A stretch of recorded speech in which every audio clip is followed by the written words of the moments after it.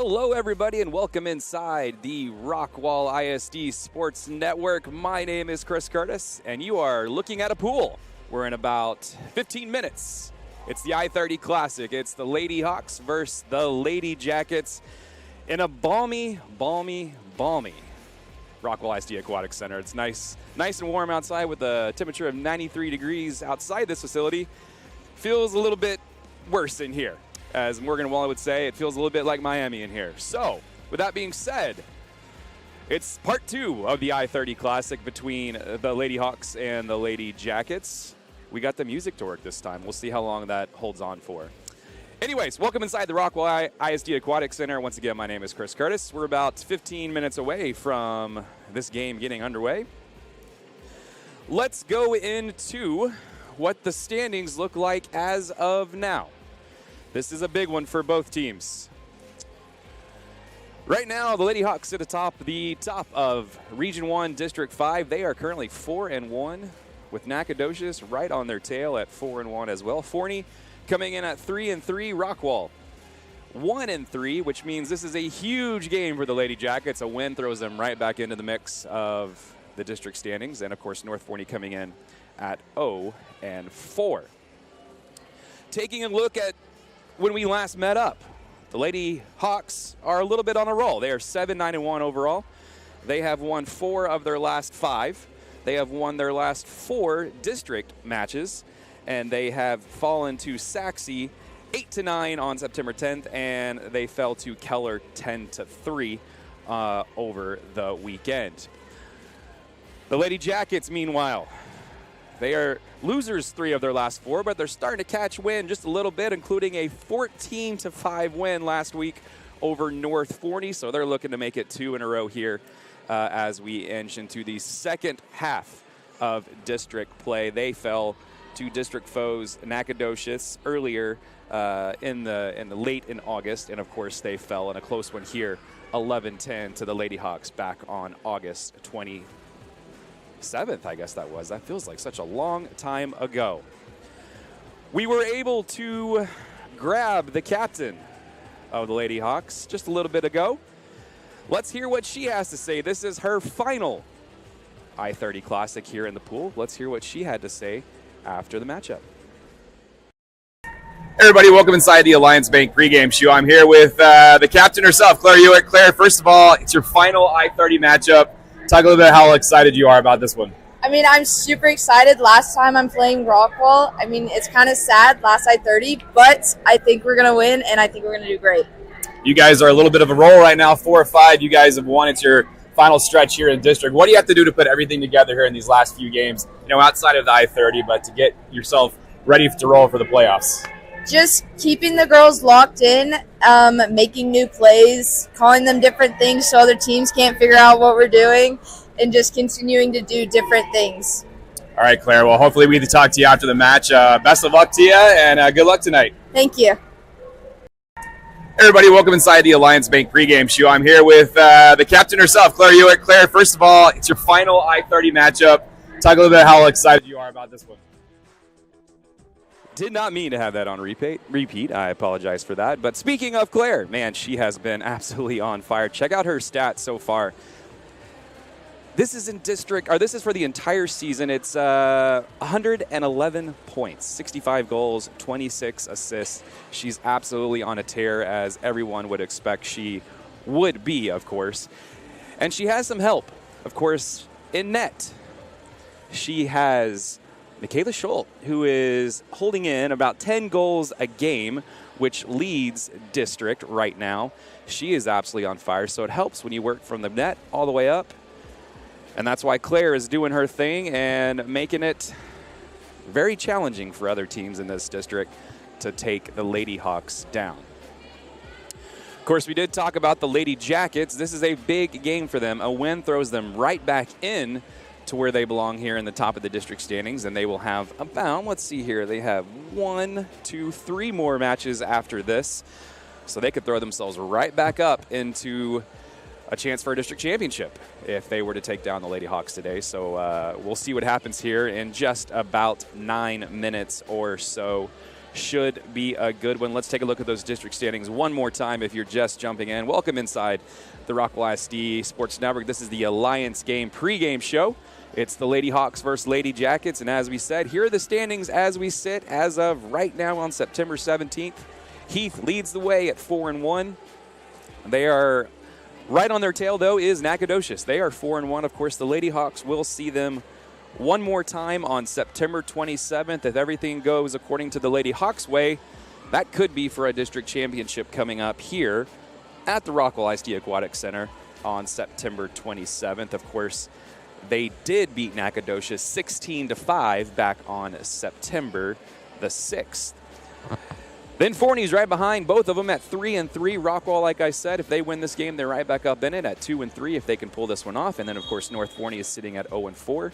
For those that are just following in, it's the top 4 that make the playoffs in this district. So if those things were to end right now, everybody makes the playoffs except for North Forney. Heath, Nacogdoches, Forney, and Rockwell will go 1, 2, 3, and 4. Of course, Nacogdoches and Heath will play each other in the final game of the season, and that will most likely be for that district championship.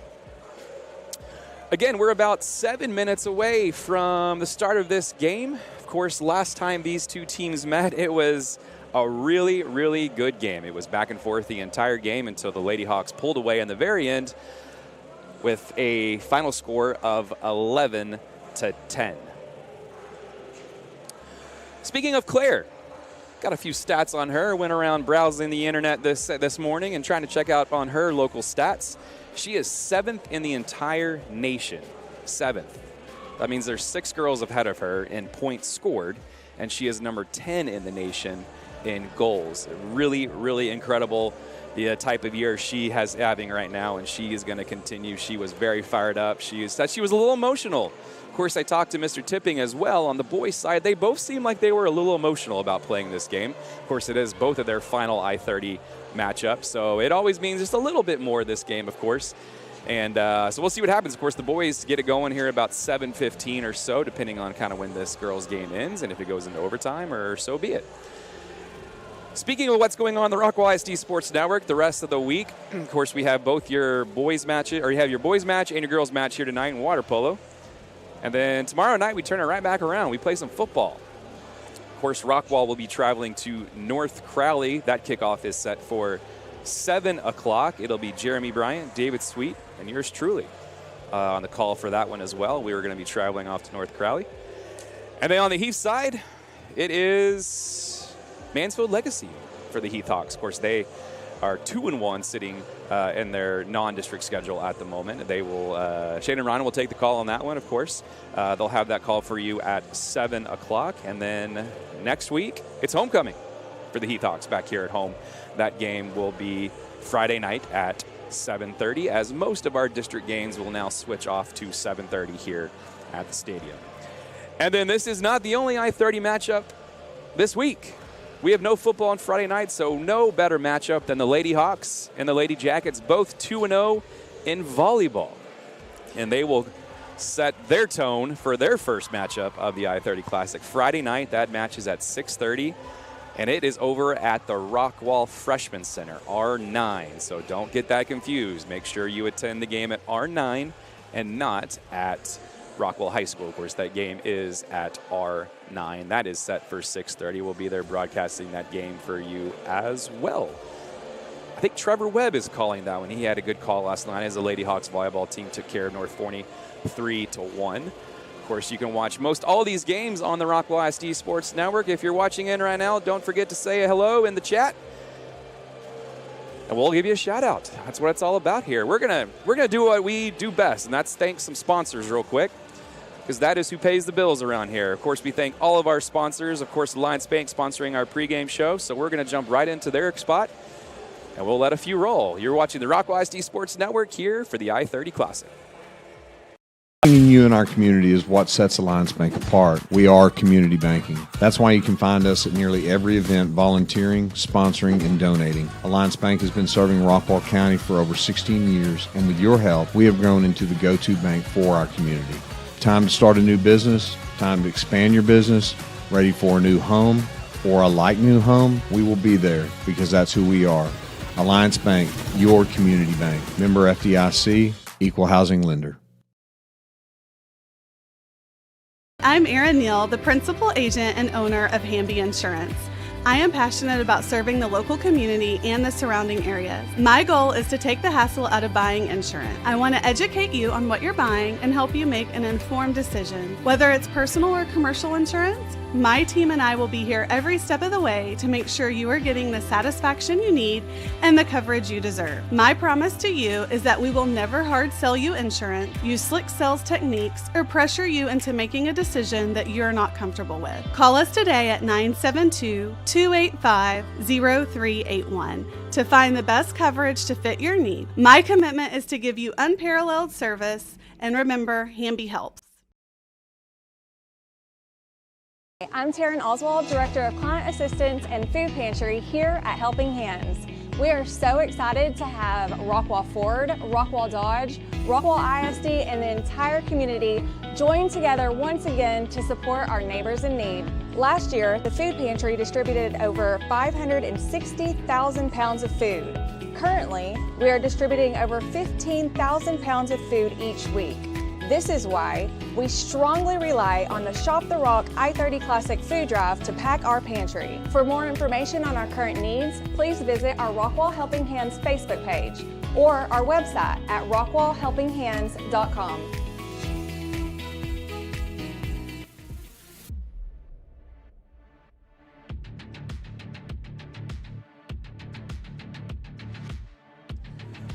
All right, and welcome back inside the Alliance Bank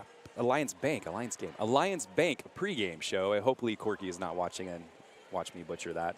We're about 3 minutes away from the start of this match between the Lady Hawks and the Lady Jackets. Of course, the Rockwall Helping Hands food drive does kick off next, I believe it's Friday night. We start our first day of the food drive next week. You'll see a lot more information coming out about the food drive. Of course, the I-30 Classic Food Drive sponsored by Rockwall Ford and Rockwall Dodge, otherwise known as the Shop the Rock Food Drive Classic for the I-30 Classic. Looking forward to starting that. And of course, the Stucos do get involved in that, and they are ready to roll. Of course, I've talked to them, and they're ready to pack the pantry here coming up and working with Helping Hands, so big shout-out to them as well. The teams are gathering with their coaches right now, and we are about to get underway here. I wish we had a camera person. Of course, it is just me, Chris Curtis. Lisa Trammell is down the pool level taking some wonderful photos for us. It was either run the camera or go actually take some photos. So we figured you guys would prefer having some photos that we can throw up here on social media here, hopefully by tomorrow. Of course, it is a busy week for us as well.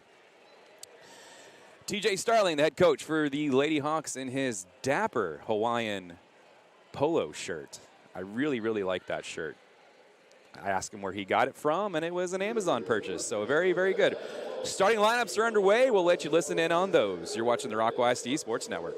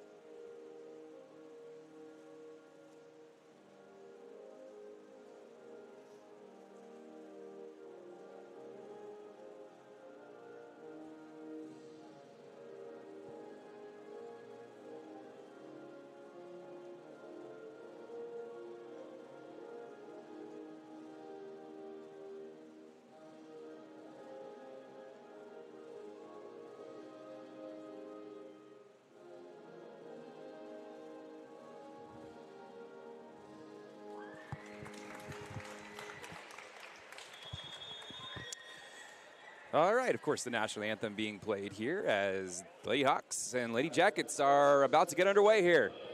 We have a PA announcer today. I kind of like that.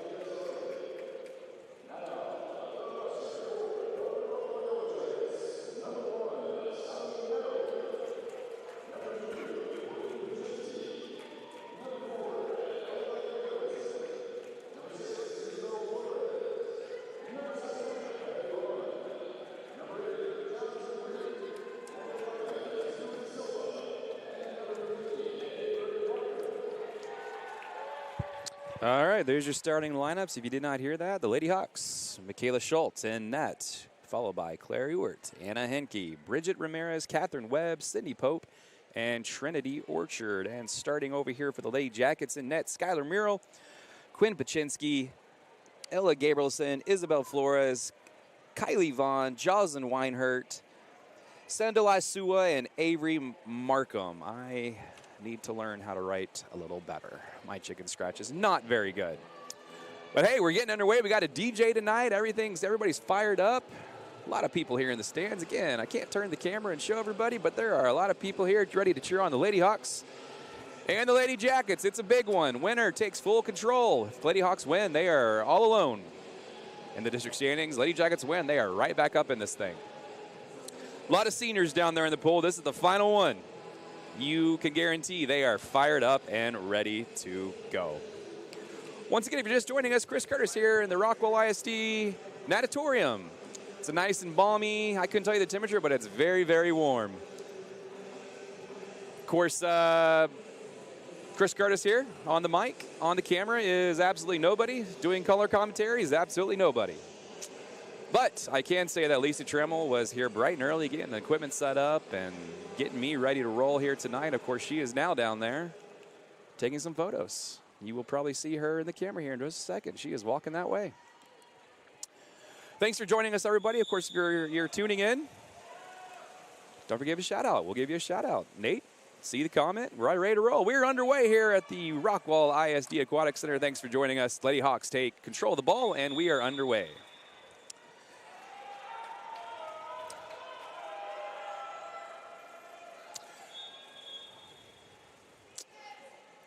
Going to go ahead and start that clock. Once again, I do apologize. I'm trying to do a little better here with the score clock. It is on an iPad today, so it's a little bigger, a little nicer. I'm going to pop that up there for you. So sit back and relax, and enjoy the I-30 Classic. Skylar putting it out there. And here come the Lady Hawks. Sydney Pope with the ball. Nice little pass over there to Catherine Webb. Webb holding it. Little pass over there to Pope. Pope getting defended pretty well right there. And we have a turnover. Kaylee Vaughn with a nice turnover for the Lady Jackets. And up they come. And here we go. Lady Jackets. Jaslyn Weinhardt with the shot. Off the crossbar, no good. Lady Hawks back in possession here with 5:55 left in the first.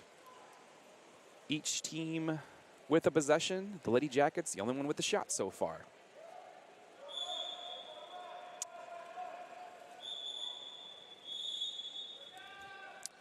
Dory Brown in attendance today over here, checking in, saying hello. Of course, she's over at the Gene Burton College and Career Academy.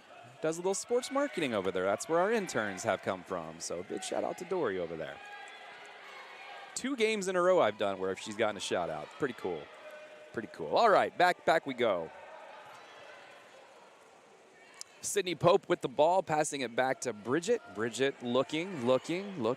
And another turnover. That's 2 turnovers for the Lady Hawks. But they find it, but they don't. There's a foul. And the Lady Jackets will try their second possession of the game.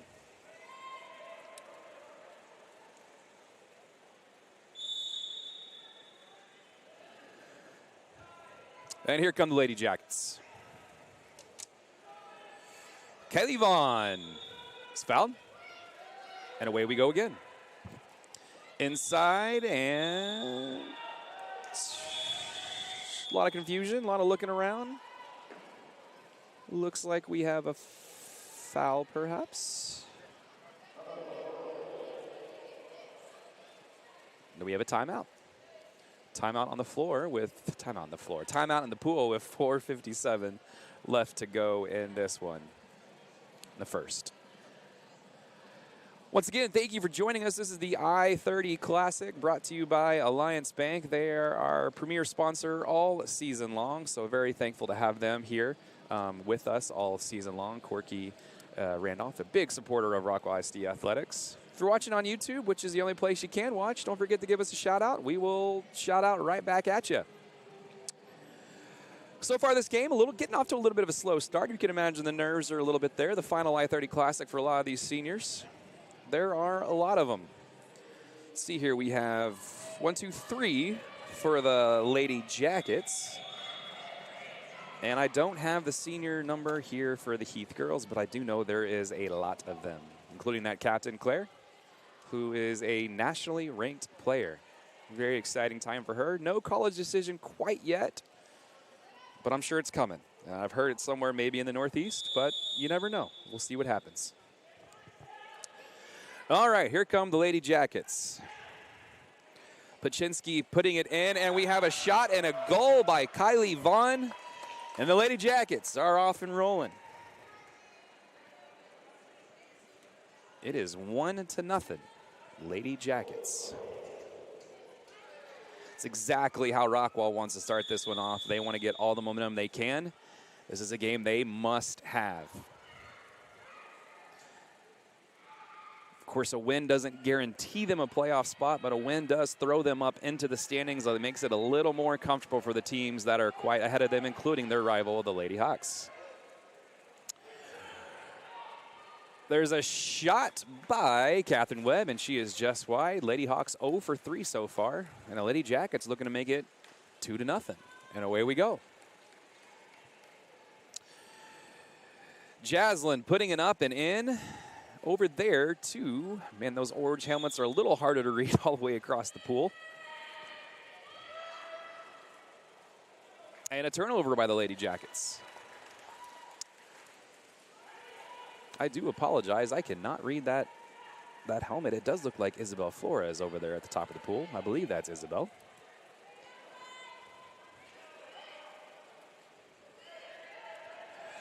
Interesting water polo fact, it originated as water rugby. Who else but Jay Fisher chiming in with that one? I like that. Water rugby. I can kind of see how that would go. Of course, I take all my rugby knowledge from the Friends episode of rugby, where Ross got absolutely obliterated playing rugby. So, Lady Hawks turn it over once again. And the Lady Jackets are back on the offensive prowl here. Isabel holding it. That is not Isabel. I do apologize. That is Jaslyn. Jaslyn up top. Pushing it over to Quinn Paczynski. Paczynski looking. Putting it back inside. I do apologize. Our clock is not working. Big time save right there by Michaela Schultz. We're going to try to get that clock rolling for you. We got a timeout in the pool, so I'm going to let that clock run down. We do have 3:11 left here in the first. It is 1-0, Lady Jackets. Of course, don't forget tomorrow night the Rockwall ISD Network is hitting the road. The Rockwall Yellow Jackets football squad at 1-2 right now. They will head over to North Crowley to take on the former state champs. And I believe, after talking to Trey last night, I believe that's a 19-game winning streak for North Crowley. So that is going to be a tall task for the Rockwall Yellow Jackets. But if there's any team that's up for it, it's the Rockwall Yellow Jackets.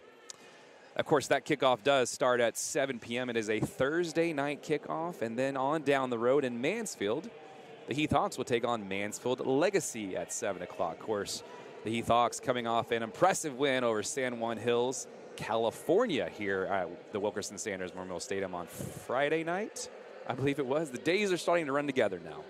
That's what makes it so much fun. Of course, they will kick off at 7 o'clock. Then next week, we begin district. Can you believe it? We're already to the end of September, and district play is already underway. Rockwall will travel to rival Royce City, where they will face their former offensive coordinator and Coach Colvin. Of course, I do believe there is a steak dinner up for grabs for the winner of that match. Or for the loser has to pay for the steak dinner. The winner gets the steak dinner. So that's going to be fun. And, of course, Rockwall will be here for homecoming against our good friends from East Texas in Tyler Legacy. Looking forward to all of that.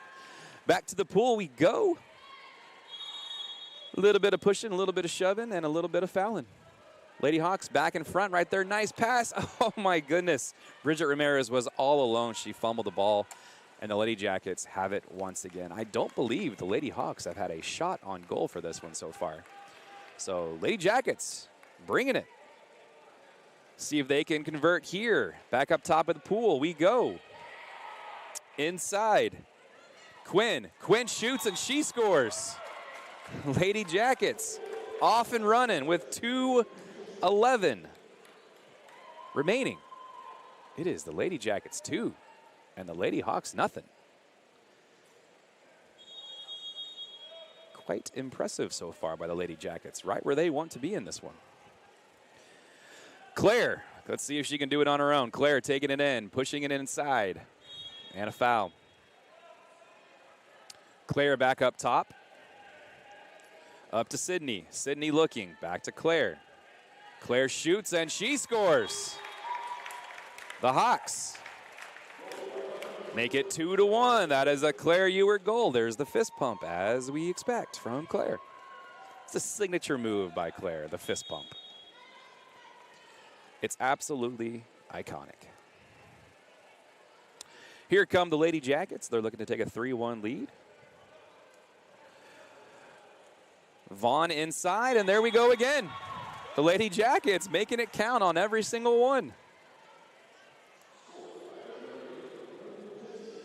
I don't think I saw who scored that, but I think it was Vaughn. I think Vaughn got that one. And away we go. It is 3-1 with 2:02 remaining in the first.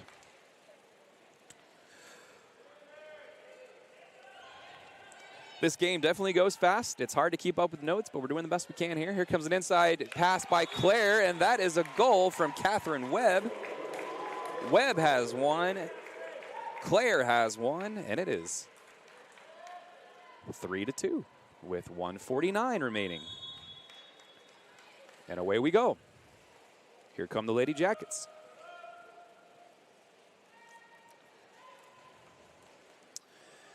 Pass inside. There is a foul there on Catherine King. And whistle is blown with 1:34. And a penalty on the Hawks. They will be short.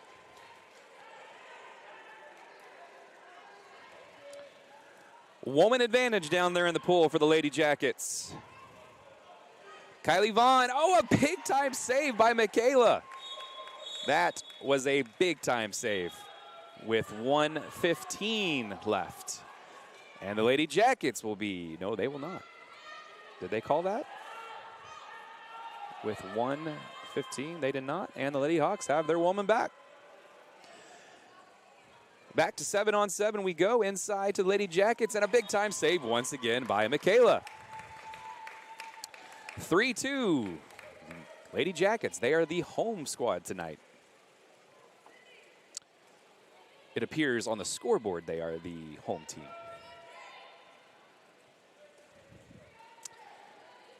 And here we go. The Lady Hawks back on the offense, looking to potentially tie this one up. There's Sydney Pope on the outside. Back to Claire. Claire looking, double teamed. And back to Pope. Falls into Catherine King's hands. Back to Pope, and a turnover. 34 seconds remaining. I'm going to let that clock boogie on down the best I can. Like I said, I do apologize. Got 4 computers here and trying to work all 4 of them by myself. Inside pass for the Lady Jackets and a foul.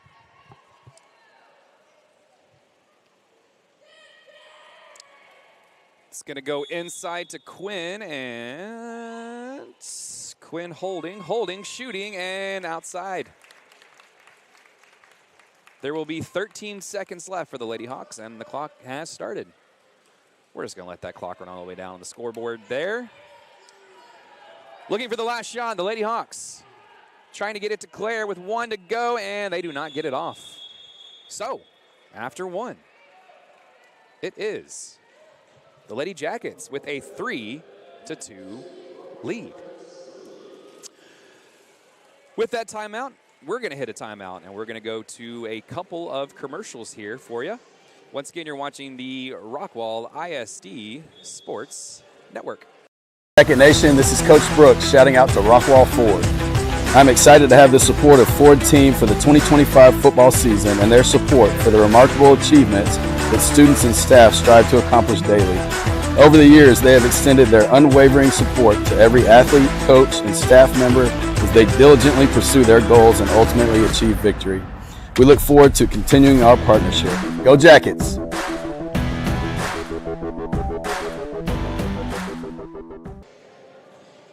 And welcome back inside the Rockwall ISD Aquatic Center. My name is Chris Curtis. Of course, joining me on color commentary is nobody, and joining me on camera is absolutely nobody. So it's just me you're stuck with here for this water polo action here in a balmy.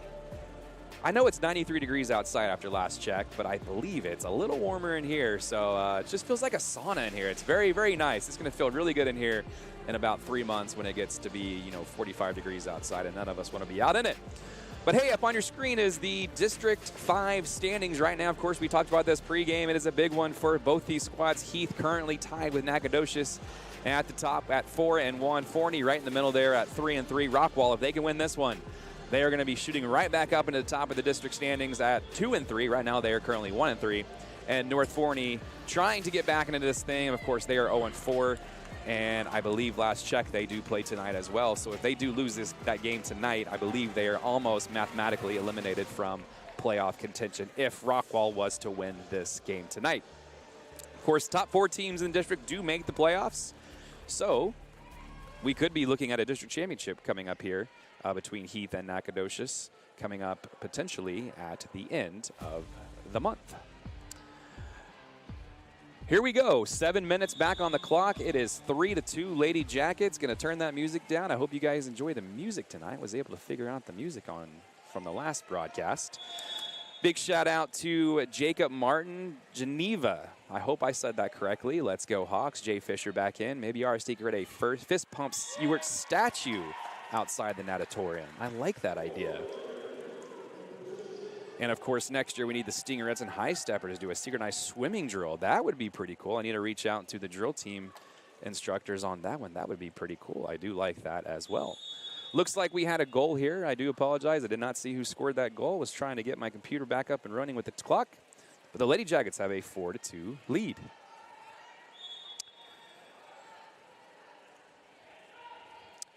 Here comes Claire. Claire sitting up top. Claire is all alone. She's staring that goal down. And she's going to shoot, and she is going to paint it top shelf. Lady Hawks, 3. Lady Jackets, 4. You kind of get the feeling that Claire's going to start feeling it just a little bit. This is her final I-30 Classic matchup. Of course, she is a nationally ranked player, a very fun player to watch, and an overall fantastic kiddo. Lady Jackets taking it up the pool. That is Jaslyn. Jaslyn taking it all the way up. Pushing it inside and a turnover. We got a turnover. Yes, we do. Claire playing some nice defense there. You kind of get a feeling that Claire is going to start taking over this match on her own. 6:38 remaining in the second. Claire with the ball.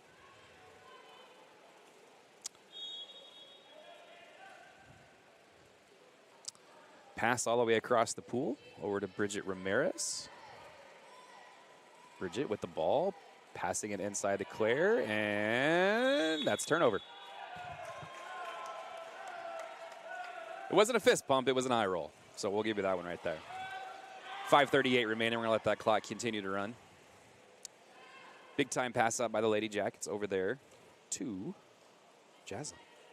I believe that's Jaslyn. Again, these white numbers are a little harder to read on the opposite side of the pool. It's a little darker on that side of the pool.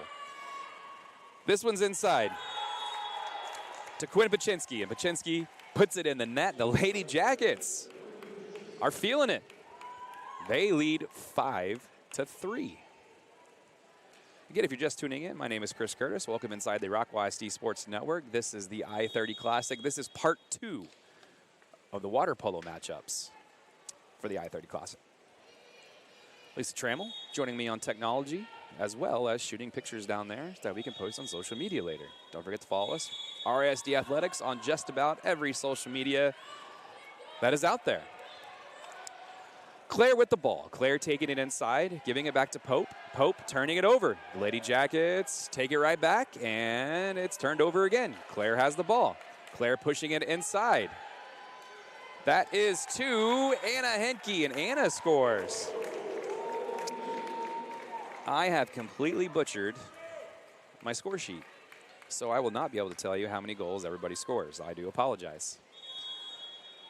This game does move very fast. Lady Jackets on the attack. Isabel Flores pushing it inside. Kylie Vaughn with the ball. And Kylie is fouled.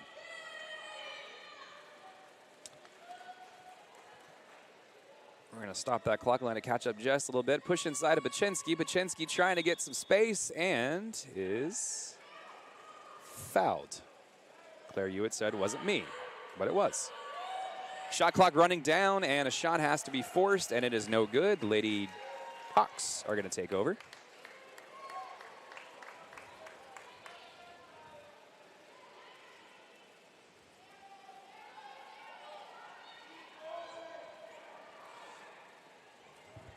Big shout out to the Curtis family tuning in. I believe the twins are watching, potentially for the next 5 minutes before they go to bed, along with my beautiful wife. And my mom is tuning in. So shout out to all of them.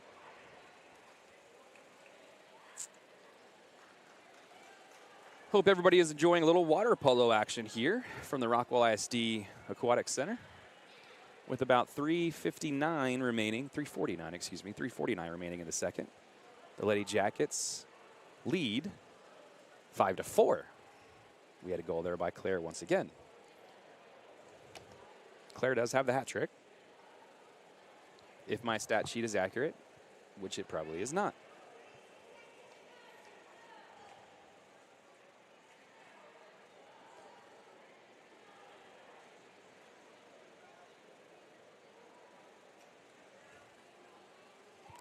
Bit of a timeout here. I'm not quite sure what is going on. I believe the officials are communicating with each other.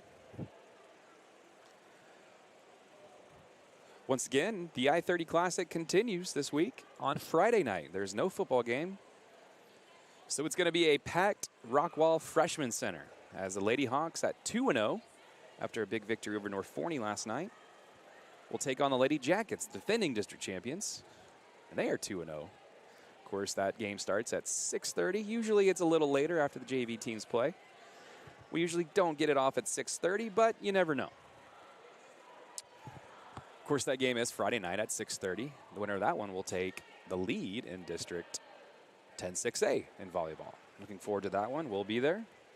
Trevor Webb will be on the call for that one. Of course, we have football tomorrow night. Looks like we got a penalty shot here. And guess who?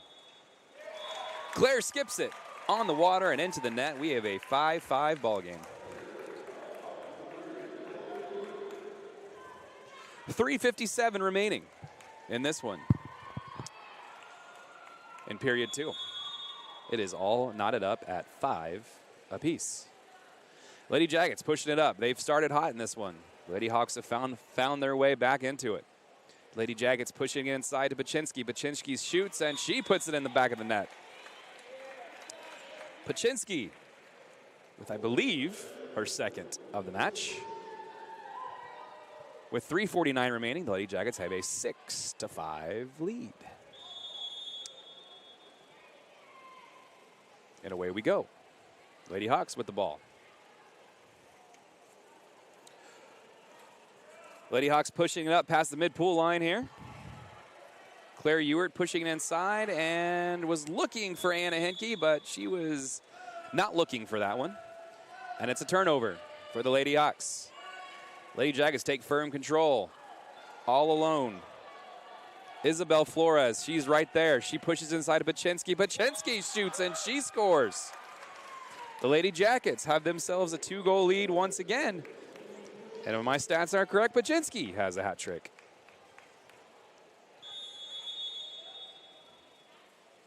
Lady Jackets looking quite impressive so far. Lady Hawks playing a little bit of catch-up in this one.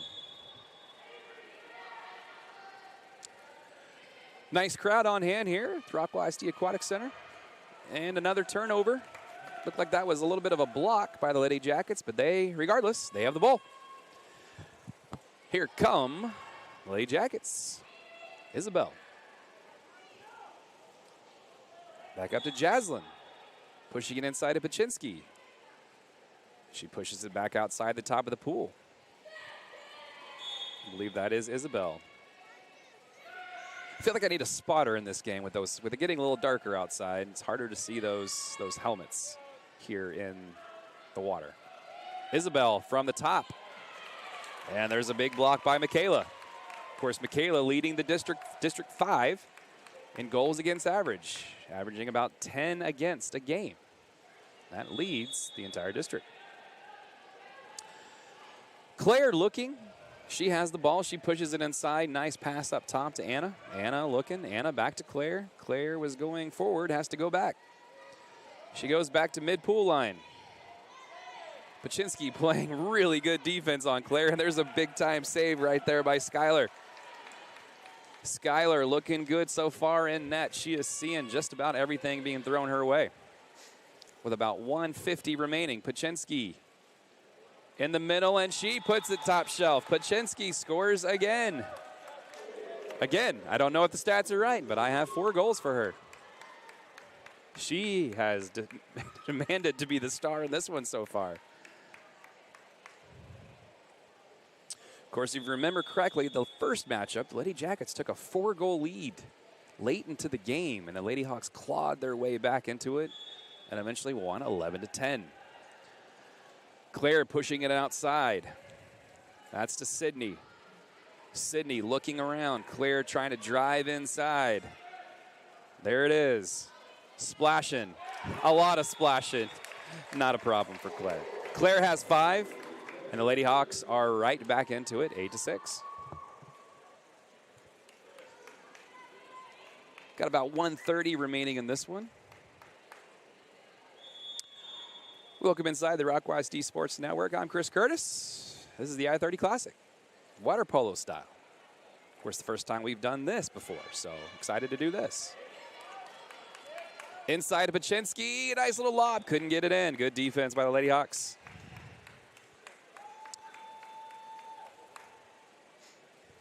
Lady Hawks looking to cut into this lead before the break. Trinity Orchard with the ball. Trinity coming in, looking around, pushing it over to Pope. Pope swimming. And it's a foul on the Lady Hawks. Lady Jackets back on the offense. Silva with the ball, pushing it inside to Paczynski. Paczynski trying to draw the foul, and she does. Looks like the Lady Jackets are trying to push it inside of Paczynski this entire game so far. Big time block by Claire. 2 of the best on top of each other right there in this game, and they are fighting tooth and nail to get possession of that ball, and it's going to be the Lady Hawks ball with 35 seconds remaining. Shot clock's at 30. The Lady Hawks will have a chance for 1 shot here, and with about 5 seconds left, if they hold the ball the entire time, the Lady Jackets could have final possession here. Of course, there is a shot clock. I do apologize. There is 35 seconds left, so they can run this entire thing out if they want. Claire with the ball. Pushing inside to Pope. Pope turning around, trying to turn around. It does. Does that go in? That go in. That was on the line. Are they going to count it? They do. A lot of clapping down there. Pope puts it in. Pope with her first of the night. 27 seconds remaining. And the Hawks are within one. Man, if we could have a goal line cam on that one was close, but apparently it did cross the line, so we have a goal. Lady Jackets could hold it for the final shot of this one. And by this one, I mean this half. Pushing it inside to Baczynski. Baczynski waiting. And shooting, and a big-time save. So now the Lady Hawks with 5 seconds will have a chance. Final shot of the game. It's a shot all the way across the pool. Does not go in. And that is all she wrote for the first half. Not a bad matchup. Exactly how you would expect. Tight matchup. Two rivals going toe-to-toe for the final time this season. For all these seniors, it is the final time of their careers. Lady Jackets lead 8-7 here as the boys will jump in the pool for a little bit of a warm-up. We are going to have a 5-minute game clock for halftime. And I'm going to go ahead and put that up so we know. We're going to run it down. The clock you see right there is halftime. Of course, welcome inside the Rockwall ISD Sports Network. This is the I-30 Classic brought to you by Alliance Bank. Good friends, Corky Randolph. This is Chris Curtis on play-by-play. My cameraman is literally nobody. And our technical director is literally nobody. Gave everybody the night off. I figured they needed it. So, with that being said, Lisa Tremble here is doing some tech work, getting us all set up. Big shout out to her. And of course, right now she is down there taking photos that we'll be able to post here on social media here just a little later on in the evening. So right now, a lot of coaching going on. And the boys are warming up in the pool. Of course, they kick off here at 7:15. Excited to get that one going. We will take a little break at halftime to load some graphics up and get ready for the boys game coming up a little past 7 o'clock here. Central Standard Time for those that are listening in. We had some West Coast times last time, West Coast watchers last time. So if you're watching on the YouTube channel, don't forget to tell us where you're watching from. We'll give you a little shout out here.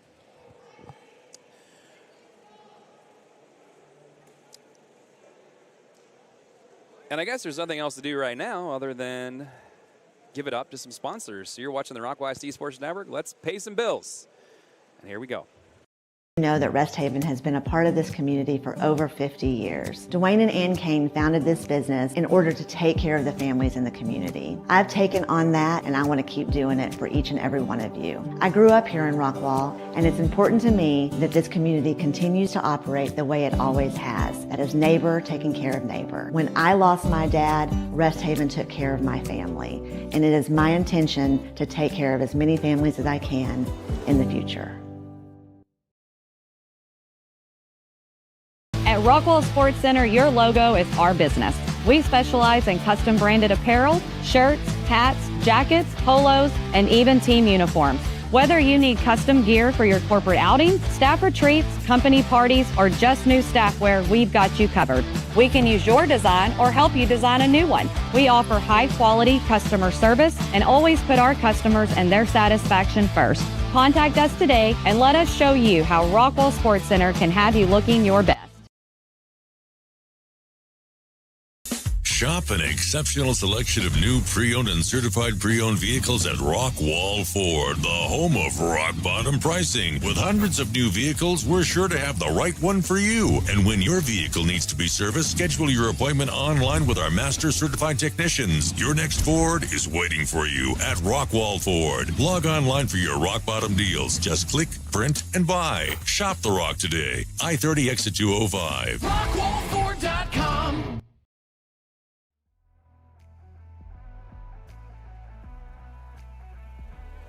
And welcome back inside the Rockwall ISD Natatorium, home of the Lady Hawks and Lady Jackets, water polo teams, swim teams, diving teams, race teams, anything and everything in between. My name is Chris Curtis, and you're watching the Rockwall ISD Sports Network. the Alliance Bank I-30 Classic. Of course, this is a big-time matchup if you're just tuning in, just getting home from work and putting on the TV, eating some dinner. Let us know what you're having. Of course, if you're just joining us right now,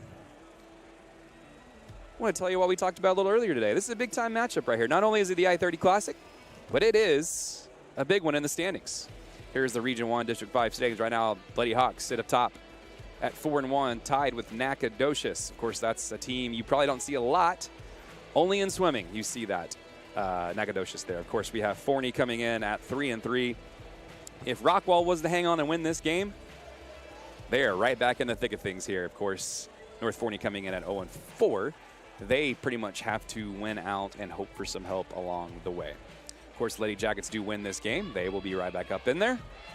And Heath would fall to 4-2 in district. So, of course, there's a lot on the line for this one. And, of course, some bragging rights for all these seniors. The final I-30 Classic for a lot of these ladies as well. Big-time shout-out to the wife who's tuning in. Hope the kiddos are in bed, and I hope everything is going well back home. Big shout-out to Brittany Miller. Go Geneva. All right. And we are just about ready to get this one going again for the second half. Of course, it is the Lady Jackets and the Lady Hawks. Period 3 just about to get underway. Gonna throw that scoreboard up there for everybody.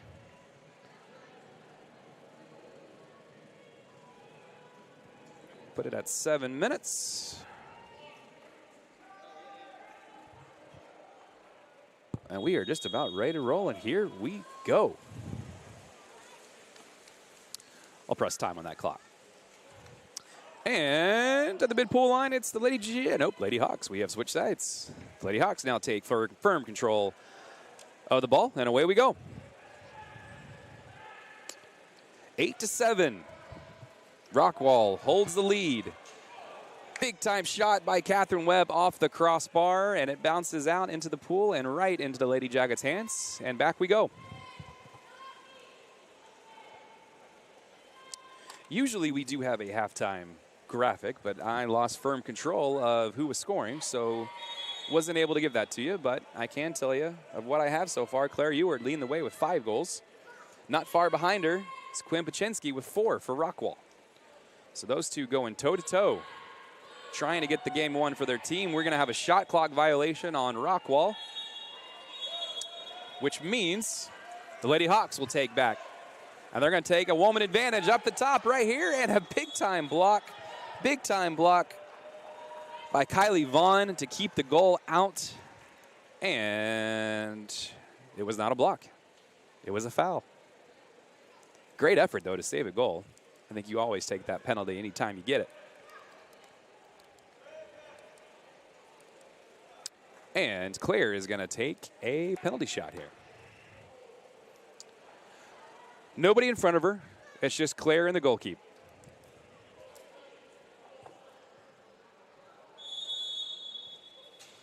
And the goalpost wins, but Claire gets a big-time bounce right back to her, and Claire puts it in the back of the net.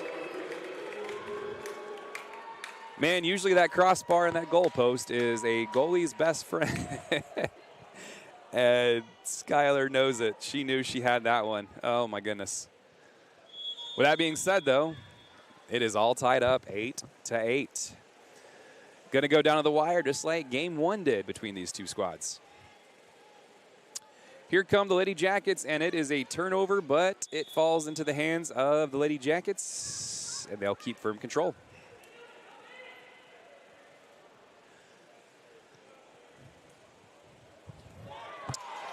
Pass inside by Lady Jackets. It is a turnover, and here come the Lady Hawks. Claire Ewart leading the way. She pushes it right outside to Catherine Webb. Webb's going to try to put one, and she puts it back in the net. Catherine Webb with her second. And the Lady Hawks have their first lead of the night. The Lady Jackets have had firm control of this game the entire way. It's kind of turning out how Game 1 started. The Lady Jackets kind of running away, and the Lady Hawks clawing right back. 5:22 remaining in the third. Lady Jackets looking to even this one up, and it is a turnover. Sylvia back. And a shot by Pachinski. Stopped right there, Michaela Schultz, and back come the Lady Hawks. 4:50 remaining in the third. Sydney Pope pushing it inside to Claire. Claire was fouled. Pushes it back up top. Tiffany Orchard with the ball, and she is fouled. And back up top we go to Pope. Pope zoning in. Pope looking, Pope looking, Pope looking. Over to Catherine Webb. Webb puts it in the back of the top of the net. That's a Hattie for Webb. And the Hawks, they have a 2-goal lead now at 10-8.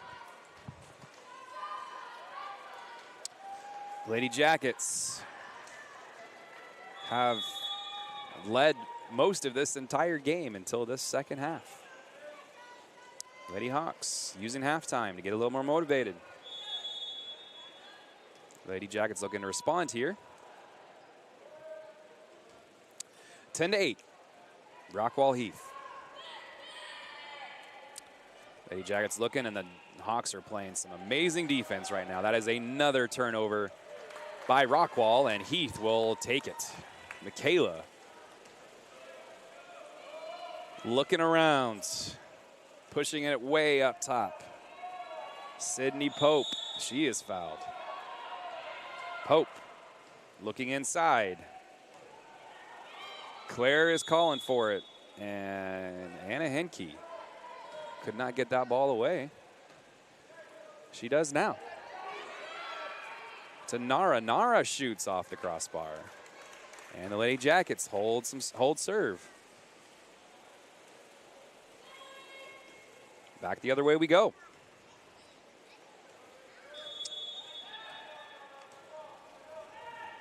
Kind of just feeling each other out here in this third period. Almost identical to the last game where these two played some defense in the third. And Pachinski puts one in front of the net, and Michaela says no. Back the other way we go with 3:13 remaining in the third.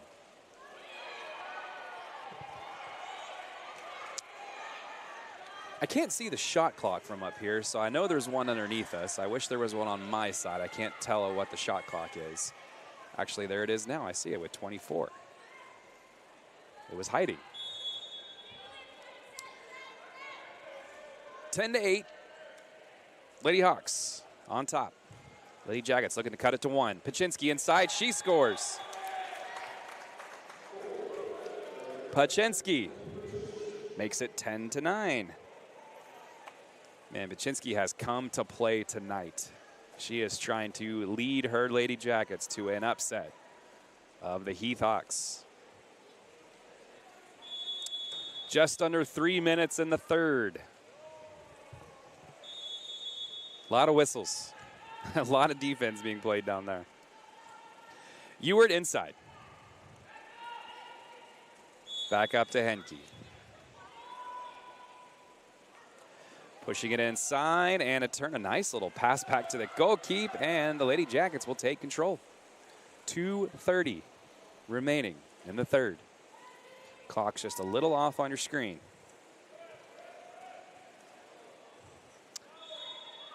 Another foul. Sun is going down just behind us. It's getting a little darker down there. The lights should start popping in just a little bit on that camera. We do apologize for that. Our cameras do not like the natatorium very well. It is very, very humid in here.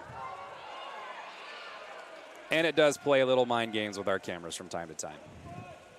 We will be looking to add, hopefully, a second and third camera here in the near future. So hopefully by the time springtime rolls around, we will have that done. If you want to sponsor the Rockwall ISD Sports Network, don't forget to shoot me an email at chris.curtis@rockwallisd.org or give us a call. You can write that number down. It's 972 771-0605. And just ask for Chris Curtis, and we will try to get you hooked up. Big shout out to all of our sponsors. We will run through those here in just a minute. Probably here at the end of the third. Lady Jackets looking to make something happen. They got the woman advantage down there. They're looking, they're communicating. Kylie with the ball. Kylie looking. Big time save by Michaela. And the Lady Hawks have their woman back. Anna didn't have to sit very long for that one. There's a pass up to Claire. Claire is on the break, and she has 3 Lady Jackets swarm her. And a foul.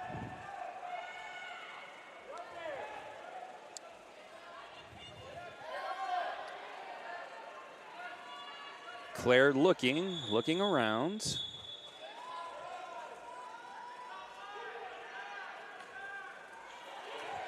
And a big-time shot right there by Catherine Webb. She puts it in the net. The Hawks have their 2-goal lead back with 51 seconds remaining in the third.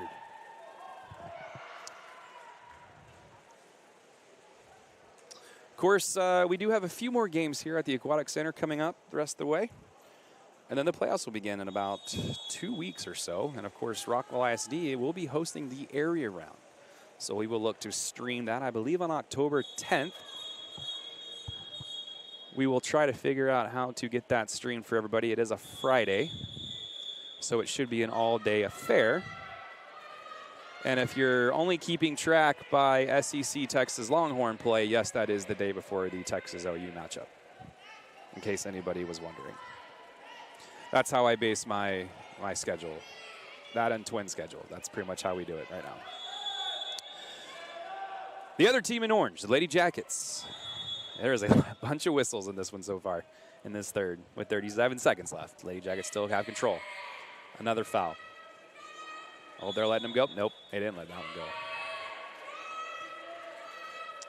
go. 11-9. Lady Jackets looking for something here to end on a good note. A lot of defense. And the Lady Hawks can hold for the final shot of the third period. And that is exactly what they're going to do, it looks like. They're going to hold it. Claire backing up to the midpoint line. Backing it up. Claire looking with 8 seconds. She's going to try to hit this with nothing left on the clock. She's trying. She's looking. She chunks it, and it's a save by the Lady Jackets. And that is the third. So after 3, the Lady Hawks lead 11-9. With a 2-minute break, we're going to read some sponsors off real quick. Big thanks to Hanby Insurance, HBTX, Riddle Brothers, Shane Holmes, and Toll Brothers. They are all a part of our gold sponsor package, so they get all the love. Coming in at the silver package, Griffin Heat Shield, American National Bank, Rockwall Ford, Rockwall Dodge, and Texas Health Rockwall, who just jumped on board last week. And, of course, they do have some medical tents they will be debuting next week at home. Look forward to seeing those. They've all come in, and of course they will have some signage as well. So big shout out to Texas Health for coming in. And the bronze package, Jacob Rhodes, Sign Mart, and Colmet. Of course, Sign Mart is who makes all of our signs. Big shout out to Jake. Downtown the square in Rockwall. So thank you for all you do for us. And of course, Jacob Rhodes, I'm sure his brother Blake, who was a basketball coach over at Rockwall, is currently in mile 10 of his 20-mile run this evening. Big time runner. Always jealous. He's up before the sun comes up, and he's up as the sun goes down. Always running. Of course, stay tuned after this one. We have the boys' game coming up about 7:15. And a big-time shout-out to our title sponsor all season long, Alliance Bank. Coming up for our halftime sponsor during football games is Rest Haven Funeral Home. And, of course, our post-game sponsor, as always, is Rockwall Sports Center. Big-time shout-out to them as well.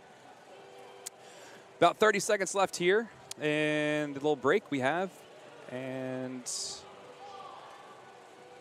we'll get ready to take on the period 4 between the Lady Hawks and the Lady Jackets. It's 11-9, Lady Hawks. See on your camera right there, the boys are taking the pool, and they are now leaving the pool as we will have our final period coming up.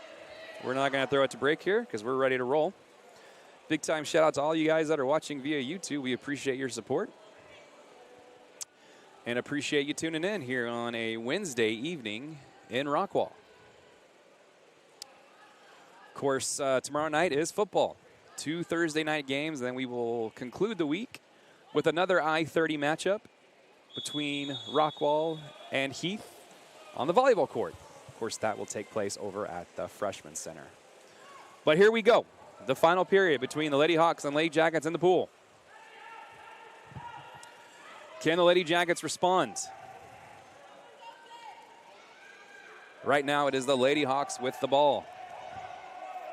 There's Pope. Pope pushing it back. Over to Webb. Webb, big time foul on Paczynski. And the Lady Hawks will figure it out from there. That's Webb. Webb shoots and she just misses. So the Lady Jackets hold. With 6:30 left in this game. And we have a turnover. Nope, it's going to stay with the Lady Jet. Well, a timeout it looks like. We have a timeout from... Looks like the Lady Hawks. Lady Hawks have a timeout. Of course, if you're watching us on YouTube, don't forget to give us a shout out on the chat. Got the chat pulled up right here. We're more than welcome to give you guys a shout out. Thank you for tuning in. Of course, this is part 2 of the I-30 Classic, the final one for a lot of these ladies on the Heath side, and 3 on the Rockwall side. I apologize, I don't have who all my seniors are on the Heath side. I guess I could pull that up here.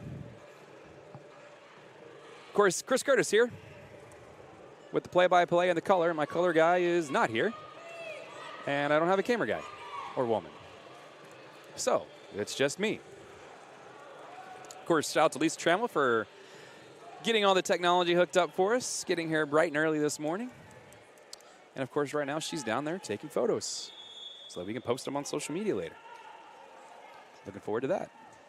Dory Brown, I don't know. She's talking to me down there. She's got her pom-poms ready. They are red and white, so I wonder who she's cheering for. Looks like it could be for Heath.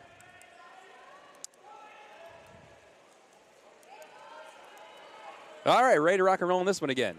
After the timeout, 6:15 remaining. Rockwall with the ball. Rockwall, nice little shot up top.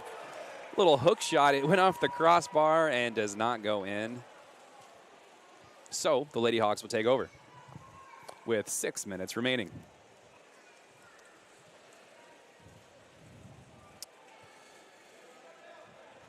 Again, thank you for joining us here on the Rockwall Z Sports Network.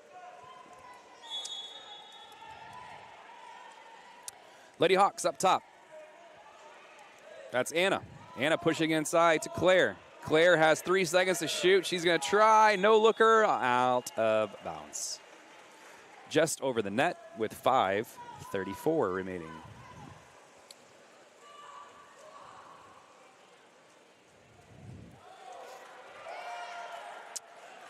Lady Hawks with the ball. And they're just looking to play a little defense here. Run some of that clock down. Michaela Schultz with the ball. Inside to Claire. Claire is looking. Claire pushes it inside. A nice little shovel pass. Tried to be, I guess we call that a shovel shot. Over there to Pope. But no can do. Lady Jackets back with the ball. Lady Jackets need to make something happen here. There's a foul on the Lady Hawks. That was on Claire.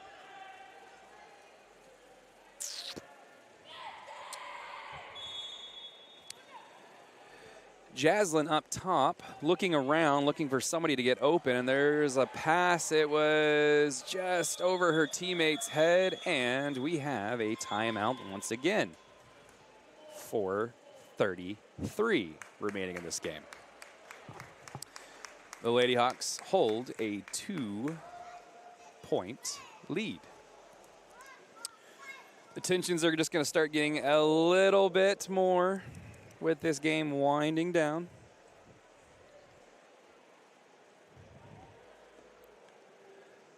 As we talked about earlier, both these teams looking for a victory. Heath can pretty much clinch themselves almost a share of the district title with a win.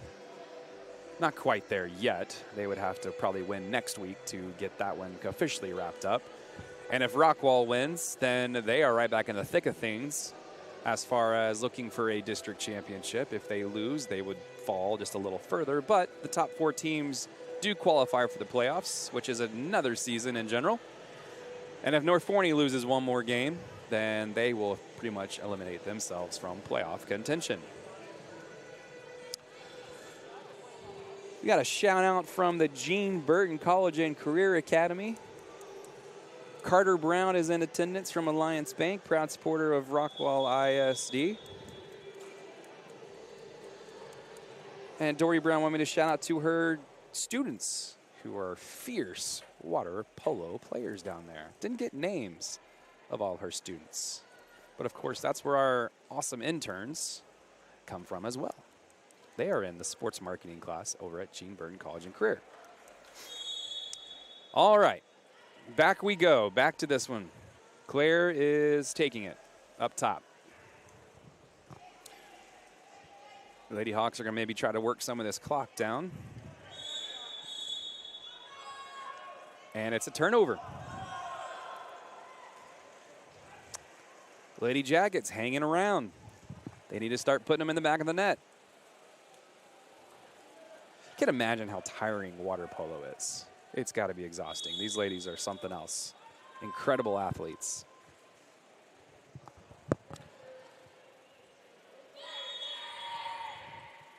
At least it feels a little better in the pool, I would assume.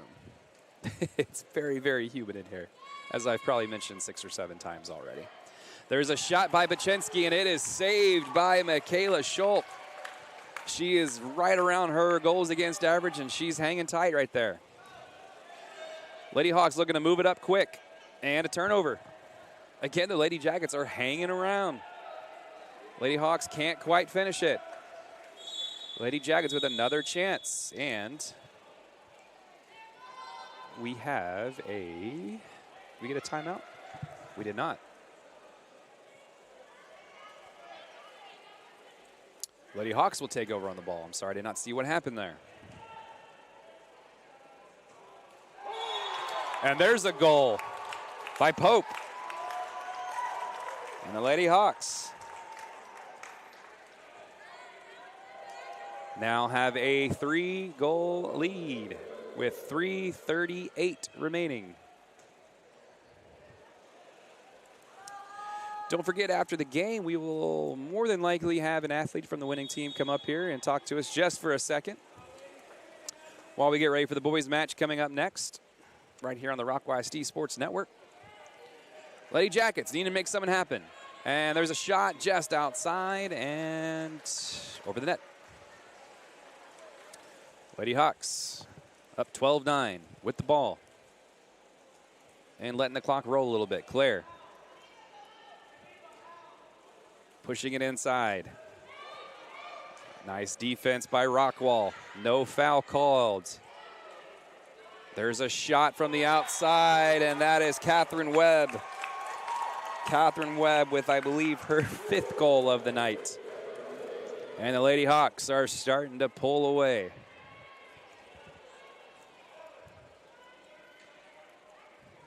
With 3:07 remaining. The Lady Jackets have to get something going, and they have to get it going quick. There's a foul on the Lady Hawks. Lady Jackets looking to move it around. Looking for anything at this point. And a timeout. No, foul.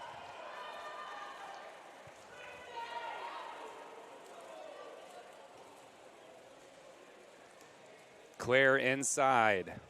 Pushing it out. There's Pope. Excuse me, that's Webb. Webb with the ball. Back up to Claire. They're going to try to run more clock. Claire backing up, backing up, backing up. Just kind of swimming with it. And she turns it over. Rockwall ball, 2:24.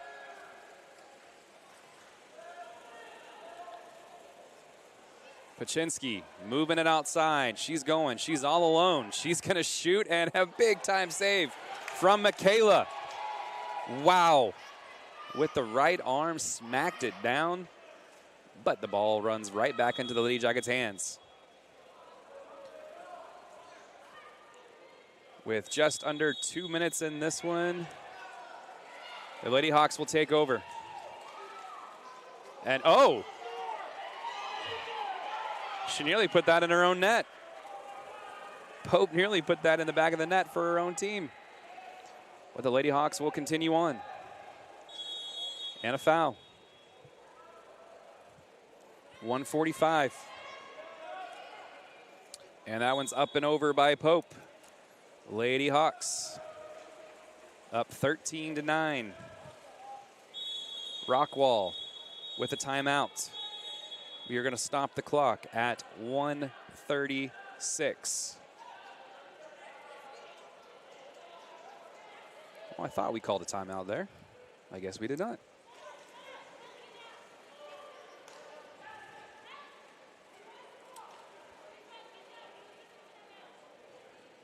It was an official timeout, excuse me. All right. Lady Jackets with the ball. 1:36. Inside. They have to get it going now. Pajinski off the post, and it does not go in. The Lady Hawks can pretty much run the clock out on this one. And that's exactly what they're going to do. Pushing it inside. They see an opening, though. Pope with the ball, and she shoots and scores, but it is a no goal. 1:10 remaining. Rockwall with a little bit of life left. And it's a turnover. The Lady Hawks push it all the way back to their keep. Michaela Schultz is going to hold it. She's going to bob it in the water, and she's going to push it out. Over to Anna. Anna holding it. And Rockwall finds their way back with a timeout, I can now confirm. Rockwall with the timeout with 43 seconds remaining in this one. We'll keep it right here because it'll be quick. Once again, if you're watching us, give us a shout out here online. We'll give you a shout out. Of course, tomorrow night, it's football night. It's Thursday night football once again. Not a Thursday night games this year, but this will be the final one. Of course, both teams are in action tomorrow night. Rockwall Heath is heading over to Mansfield Legacy. Of course, they are 2-1 after a big-time thrilling win over San Juan Hills, California. That was a cool little story, having California come out here. Rockwall 2-0 against out-of-state teams. Of course, they beat a team from Georgia last year, and they beat the team from California this year. And, of course, the Rockwall Yellow Jackets sitting at 1-2.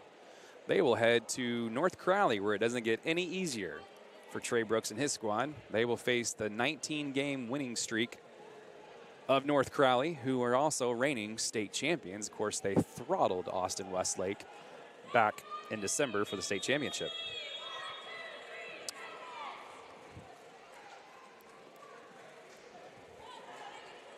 And then on Friday night, the I-30 Classic continues. Trevor Webb will have the call for you, as Rockwall and Heath will battle at R9 for the first game of volleyball of the I-30 Classic. Of course, both those teams right now sitting at 2-0. All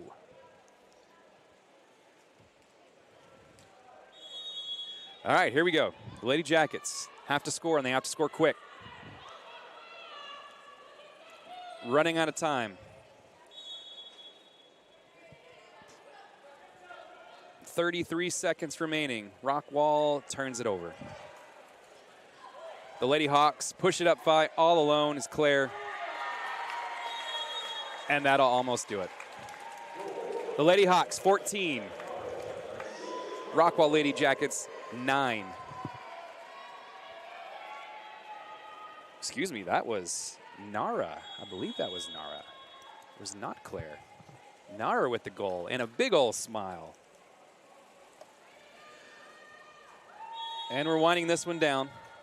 14-9. The Lady Jackets will look to put one more in, and they will not.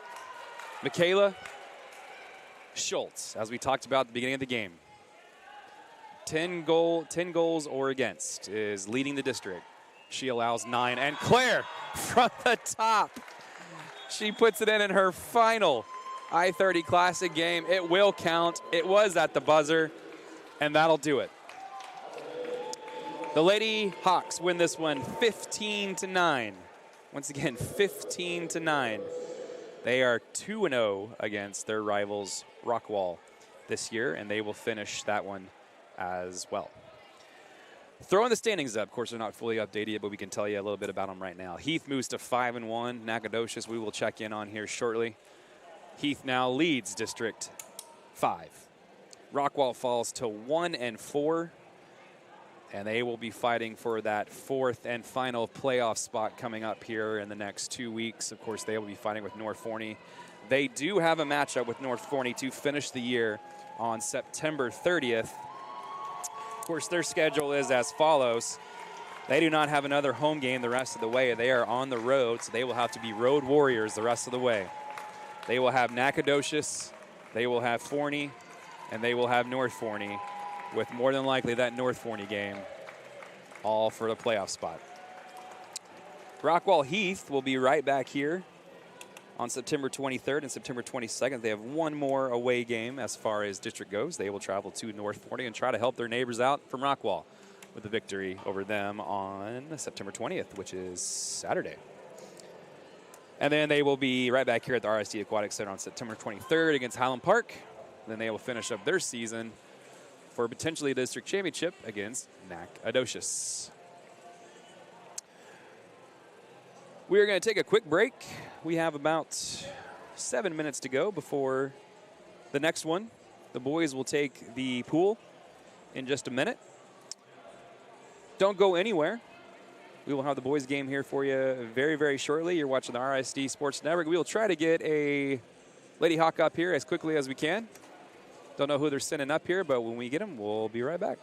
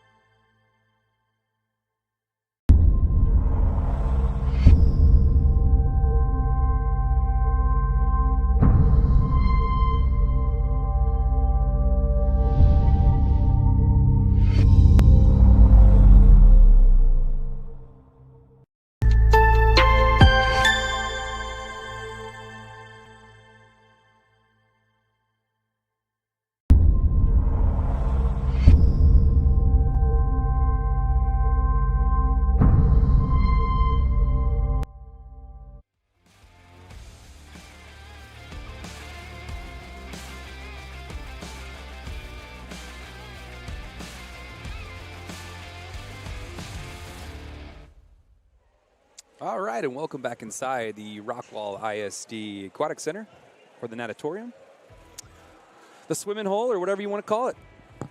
It's nice and balmy in here. It feels really good. And if you're just tuning in, the Lady Hawks pull out a big one in the first game. 15-9, I believe it was. Already deleted my scores out. But coming for you now is the boys matchup. Of course, let's take a look at the standings as we speak right now. Heath leading the way at 5-0. They have not fallen yet in District 5 at all. But North Forney and Nacogdoches are right on their tails. Of course, North Forney coming in at 3-1. Nacogdoches at 3-2. Forney coming in at 1-5, and Rockwall sitting at the bottom at 0-4. This is a game that Rockwall pretty much has to have if they want to make the playoffs. Of course, they will still have a few more opportunities to go. All those games will be on the road. They will head to Nacogdoches on September 23rd. They will head to Forney on September 26th. They will finish their season on September 30th at North Forney. Of course, they are 0-4, and they just lost a big one to North Forney on September 6th, 8-7 in overtime. That was a game they really needed to get against the second-place ranked North Forney Falcons. Looking over at the Heath Hawks, they are on a little bit of a roll in district, obviously at 5-0. They are 5-2 in their last, 6-1 in their last 7 games. Their only loss came against Keller, 6-13 here at the Rockwall ISD Aquatic Center. They had a 12-10 win, of course, against Rockwall to open up the campaign. They went 12-6 over North Forney, 10-9 over Forney, 14-10 over Nacogdoches, an 18-8 win in a non-district matchup against Saxe. Of course, that Forney game they won last Saturday, 12-7. So there's how the district looks. There's how things play out. The clock has not started yet as far as when we will start this game. But we were able to talk to the captain of the Heath Hawks just a little bit before the game started. So let's hear from him. This is from Kenneth Tipping. You're watching the Rockwall ISD Sports Network. Welcome inside the Alliance Bank pregame show. I'm Chris Curtis here along with the captain of your Heath Hawk water polo boys team, Kenneth Tipping. Kenneth, first of all, how you doing? Good. How about you? I'm doing very great. Man, we're ready to roll here in about 10 to 15 minutes or so. Kenneth, a lot on the line for you guys. Obviously, as a senior, your final I-30 matchup tonight. Talk a little bit about how excited you are to get out there and in the pool. I am very excited. Very big rival game between these two teams, and can't wait to see what both teams have to show. Well, Kenneth, not only is it the I-30, it's you're in a playoff race right now. Currently, you guys are in firm control of the district. But what do you want to see here in the final couple of games going into the playoff run here with your team? I just want to see pure domination between our team, for sure, and seeing the confidence that we can build up leading to the fourth quarter and not die and keep going proud. All right, Kenneth. Hey, man, we appreciate you jumping on. We look forward to seeing you down there here in just a little bit, and good luck to you. Yes, sir. You too. Thanks, buddy. Thank you. Welcome inside the Alliance Bank pregame show. I'm Chris Curtis here along with the captain of your Heath Hawk water polo boys team, Kenneth Tipping. Kenneth, first of all, how you doing? Good. How about you? I'm doing very great. Man, we're ready to roll here in about 10 to 15 minutes.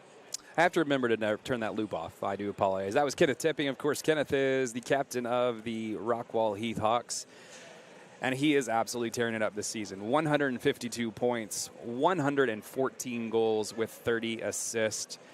He's a man with a plan. I think he had 13 goals last time we were here broadcasting. Correct me if I'm wrong. I do believe it was 13 goals, but what a campaign for him, and how incredible he is leading this team to a 5-0 start so far in district play. Of course, lots more to come from the Rockwall Heath Hawks this season. I want to hit a few of the comments. Nate, thanks for tuning in. We appreciate you. Jay, who also mentioned that we should probably get a statue of Claire Hewart at some point with that fist pump. I absolutely agree. And her co-part on the Heath Hawks, Kenneth Tipping, who you see right there on your screen, he's got the old Triple H. If you watch old school 90s wrestling, early 2000s, he's got that Triple H, gonna take the water in and spit it out, and he's just got, it's clearly not a, it's got to be a health hazard by some stretch, but he makes it look so fun down there. He has a lot of fun down there leading this group.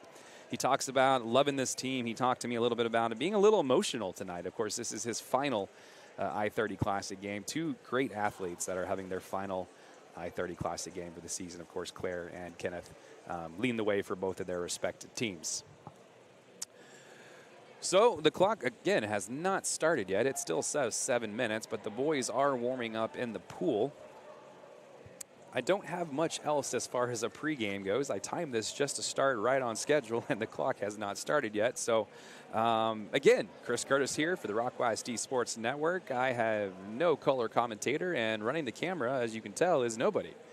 So, it's just me tonight. Gave everybody else the night off. Of course, we have a busy 2 days after this, starting, of course, tomorrow, Thursday Night Football. We hope you don't watch Amazon football tomorrow night. Whatever Thursday Night Football is on these days, I can't keep up. But the Rockwall ISD Sports Network will have 2 Texas high school football games, and they're going to be doozies. Of course, Rockwall is traveling to North Crowley to take on the 19-win streak of North Crowley, and, of course, the reigning state champions. It's going to be a good one. Talk to Trey. Of course, you'll see that pregame interview tomorrow night on the Rockwall ISD Sports Network, Alliance Bank pregame show. Talk to him a little bit about what do we do against North Crowley? What are the standards? What do you set? He's ready to go out there and he's ready to ball. He's going to see what they can do and just see where they can match. Of course, you kind of play David versus Goliath at that point. You see if you can go up there and take a swing at Goliath and end that streak. And if not, you come back to Rockwall 1-3, and all that really doesn't matter. You start all over again. Of course, they will take on Royce City in their first district matchup. And, of course, the second season, it's the season that counts. Of course, Rockwall will be able to do that starting next Friday night on the road. It's Colvin versus Brooks, Part 2. Of course, Brooks got the final laugh last year. Let's see if the Dogs can defend their stadium this year. And the Heath Hawks will be going to Mansfield Legacy. Of course, they are off to a 2-1 start in district play. Their only loss came against Prosper. And they will take on Mansfield Legacy. And they'll look to go 3-1 in their district campaign. Of course, they will start all over again next week for homecoming starting Friday night here at Wilkerson Sanders at 7:30. Of course, they will take on our friends from Tyler Legacy. Of course, that game will start at 7:30 for homecoming right here at Wilkerson Sanders Stadium. Then we're not done. Friday night, no football, nothing else going on, so pack the bags, get the kids in the car, and head over to Rock 9. It's the I-30 Classic, volleyball style. Of course, if you can't make it, we'll have it on the Sports Network here, Rockwall ISD Sports Network, the only one. 6:30 start time between the Rockwall Yellow Jackets and the Heath Hawks. Both teams 2-0, looking to make a statement in their first matchup against each other. Looks like we're just about to get underway here. The teams are out of the pool. We will do some starting lineups, and of course we will do the national anthem. We will go quiet for that. Hey, we got Claire over here. I don't know if we're going to have time before the national anthem starts, but let's wait till after the national anthem, then we'll get you on. Absolutely. Claire came up here, nice enough to join us after her team's big-time win over Rockwall. So we're going to go quiet. We're going to do the starting lineups, and we'll do the national anthem. We'll be back with Claire Ewer right after this.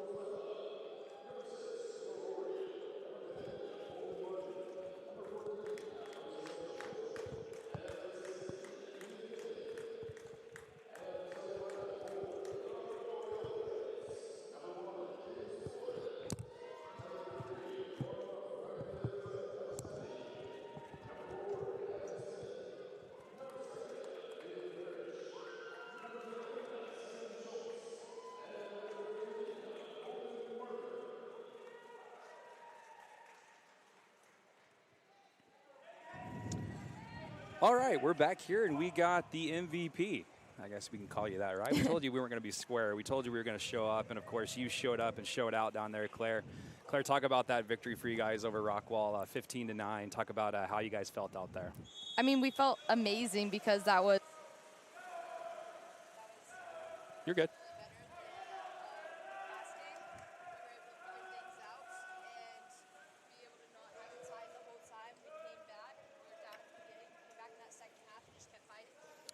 How were the nerves in that game? Were they a little high for both of you guys as far as talking to your teammates? And I know the nerves had to be a little bit high for both teams, but to pull that one out. Yeah, I mean, I think so. Like, Rockwall didn't have any subs, so they were a little nervous about that. And then we were like, we got to win this game, be first in districts, you know? Well, Claire, obviously you guys have pulled ahead a game. I haven't seen the Nacogdoches score right now, but of course you guys are right there at the top of the district. You got 3 games left, a couple road games. I think you have 1 road game, then you're back here for 2 more. So what's the goal finishing up the rest of the season here? Just to finish strong, not to tire ourselves out, and like keep playing hard and how we know how to play, and not play down to anyone's level, but play how we know how to play. Claire, do we have a college yet? Are we still looking? We're still looking around? Right now, my top choice is Iona. Okay. University in New Rochelle, New York. Okay. And they have offered me a spot. I just have to make everything official. But I also have an official visit to Wheaton and McKendree also coming up. And tell people where that is. Wheaton is in Illinois, and I think McKendree is also in Illinois.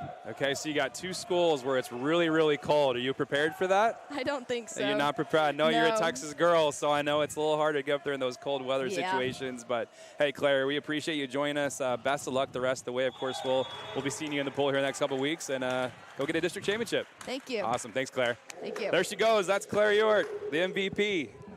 Top 10 in the nation in scoring, top 10 in the nation in goals, and she keeps on rolling tonight with 6 goals of her own. Was it 6 tonight? We lose count too. I think she had at least 6 tonight, so congratulations to her, and off she goes there. Fantastic kiddo. All right, well, the boys' game has just started, and I will get that clock rolling for everybody. It is 1-0. I believe it's Heath. We will get that corrected if that is not correct, but we're off and rolling here from the Rockwall ISD Aquatic Center. Let me get my sheet ready to roll here. And Rockwall has the ball. They're going to push it up top. It's a shot by Samuel Schultz. And it is saved by the Keep. The Keep named Jeep. If you're just tuning in, this is Rockwall ISD Sports Network. My name is Chris Curtis. This is the boys I-30 matchup between Rockwall and Rockwall Heath. Of course, Rockwall Heath winning the last matchup by a score of 12-10. Another close game. It was a very defensive matchup for the first half until the goals started coming all the time in the second half. Of course, you're watching us here from the Rockwall ISD Natatorium, our home base, right here across from Wilkerson Sanders Memorial Stadium. So like I said, this game last go-around was a big-time defensive matchup. And it looks like we're proving the same right now. Big-time save right there by Rockwall, right on cue. Elijah Merle. Both these Keeps like to show up and show out. They're both 1 and 2 in district in goals against average. Of course, Tipping is the man possessed. He is the captain of the Heath Hawks, and he knows how to put the ball in the back of the net. I believe he had 13 goals last time we were here. No, just kidding. 11 goals last time we were here. We can't keep track of Claire and Kenneth. They score way too much. Our pens break every single time. But here we go in a defensive matchup, a physical matchup. And there's Tipping right on cue. He gets dunked underwater and misses just outside. 3:58.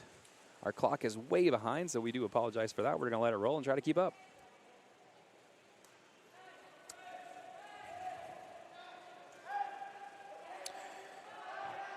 Shot clock running down for Rockwall. They're going to have to do something. And it's a foul on Heath. A lot of people in attendance today. Got the Executive Director of Athletics, Greg Priest, sitting right here, tuning into a little volleyball. water polo, I mean. Got volleyball yesterday. And we got volleyball on Friday. He's been all over. Here come the Hawks. Nice little shovel pass. Almost worked to perfection. The Hawks are showing their offensive powers so far, but so far it's just 1-0. Again, this game was a low-scoring game last affair until the second half when these teams pulled away. You can imagine teams get a little more tired as this match goes along, and then that's when you start seeing the goals. Rockwall with a shot right before the clock ended, and Heath gets the ball back, pushes it way up top. Here comes Tipping, looking, Tipping, big time shot, big time save right there by Skylar Murrell.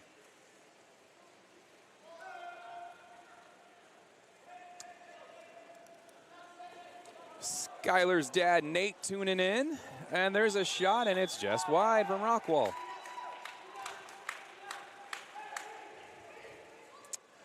Gotta wonder if I think Nate was in Portland last time we talked. I believe I got that correct. I don't know if I'm correct on that. If you're in Portland, Nate, let us know. Or if you're back here in Rockwall, let us know where you're at. There's a shot from Heath, and it's saved by Murrell. An hour and a half of water polo, and I've yet to see a horse take the pool. Mercy, mercy. Jay Fisher. We need to have Jay Fisher, of course, on our broadcast at some point. Of course, shout out to his beautiful wife, of course, last Friday night, having those Garcia Gators, seeing First Responder at First Responders Night. If you weren't able to make it, you can tune into our YouTube, check out the video of their song, and of course, you can watch the YouTube of the game last week where they sang, and they got a big-time round of applause from our crowd. Meanwhile, that was Finn. No, that was Tristan Harless.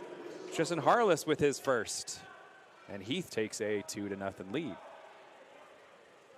Anywho, the Garcia Gators did a fantastic job at the First Responders Night. We greatly appreciate them and all of our first responders for coming out. That event's always my most favorite.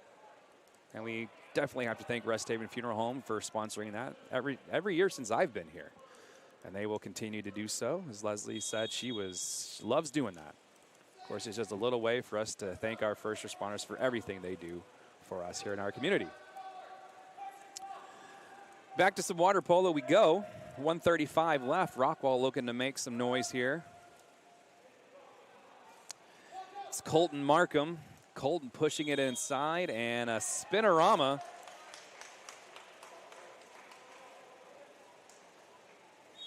That was by one, but I don't think they counted it. There was a whistle that blew and no goal. Colton Martin with the shot there. That was a foul, and so back the other way we go. Mia's Golf Journey tuning in. Woohoo, let's go Jackets. Speaking of the Jackets, they have the ball, and they turn it over. We absolutely do love our first responders. Thank you for shouting that out. Here come the Hawks swimming down the pool. And there is, I don't know how there wasn't a foul there, but regardless of what just happened, it ended up in Kenneth Tipping's hand, and that's a goal. The Hawks have a 3-0 lead with 45 seconds to go. And the first.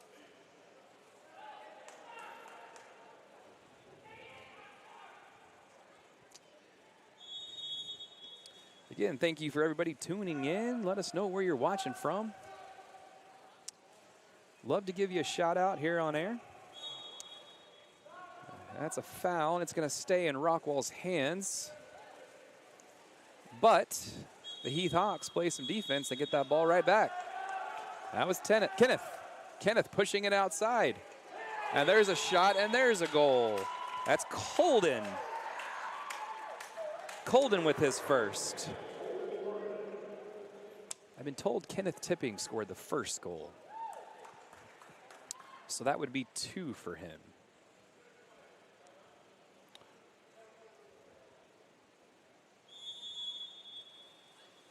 Got under 25 seconds left in the first. Rockwall still looking for their first goal of the match. And they're not going to get it on this possession. Heath taking it up. Heath taking it out. It's Angel all the way. Angel shoots and scores.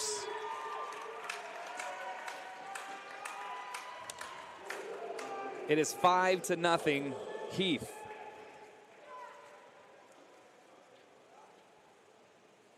Heath making a statement. There's 5 seconds left to go. Rockwall has to shoot, and they're not going to get it off. They do get it off, but it's blocked by Colden.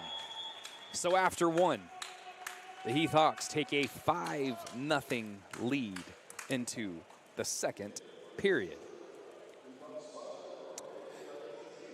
Big time shout out to Nathan Tran tuning in. Nathan, one of our biggest supporters. Hope you're having a great night, Nathan, and thanks for tuning in to some water polo. Watching from College Station. After a long day of classes here for Christian, number 12 on the Jackets. Of course, everybody in College Station pretty happy after that big time 41-40 victory in South Bend on Saturday night. Of course, I talked to Coach Brooks about that one. I've never seen him smile any bigger than he did after that game. Aggies finally got a big one. Aggies now have a bye week this week. And they will start up, I believe, week after against Auburn. And they will begin their SEC play. So shout out to all the Aggies out there. I know it's painful for me to say, but they're looking good. Nathan Tran having dinner, cheering the Hawks and Jackets. There you go, Nathan, a big-time supporter of both the Yellow Jackets and the Hawks. Of course, here in the pool, it is 5-0, Rockwall Heath. Of course, the Lady Hawks won their last one, 15-9. I might have that score wrong. Things got a little chaotic there at the end of that game, so I wasn't quite sure what the final score of the game was, but regardless, the Lady Hawks improved to 5-1 in District 5 play. Of course, looking at the schedule, if you're just joining us for the Rockwall Heath Hawks after this game, they will travel to North Forney. Then they'll have their final 2 games here at the RISD Aquatic Center. They will play host to Highland Park in a non-district matchup. Then they will finish their district schedule against Nacogdoches. The Rockwall Yellow Jackets need a win, and they need a win badly. If they don't get this win here tonight, they have 4 remaining. One of those is non-district against Saxe right here at the RISD Aquatic Center. Then they are gone for the rest of their season. They will travel to Nacogdoches on September 23rd. Of course, that is at 5:15. Then they will travel to the Forney ISD Aquatic Center for the final 2 on September 26th against Forney and September 30th against North Forney. Of course, those are teams they are chasing. Of course, they are chasing just about everyone. This would be a massive, massive win for them if they were able to get this one up and going. But right now, the Hawks have other plans. It's 5-0 Heath as we get set to begin period number 2. Jackets going from my right to your left. Of course, wearing the orange caps with the white lettering and the black bottoms. And Heath wearing the red and black bottoms with the white hat with the Heath logo on top. And we got a timeout in the pool. Quick timeout. Just 3 seconds in to this one.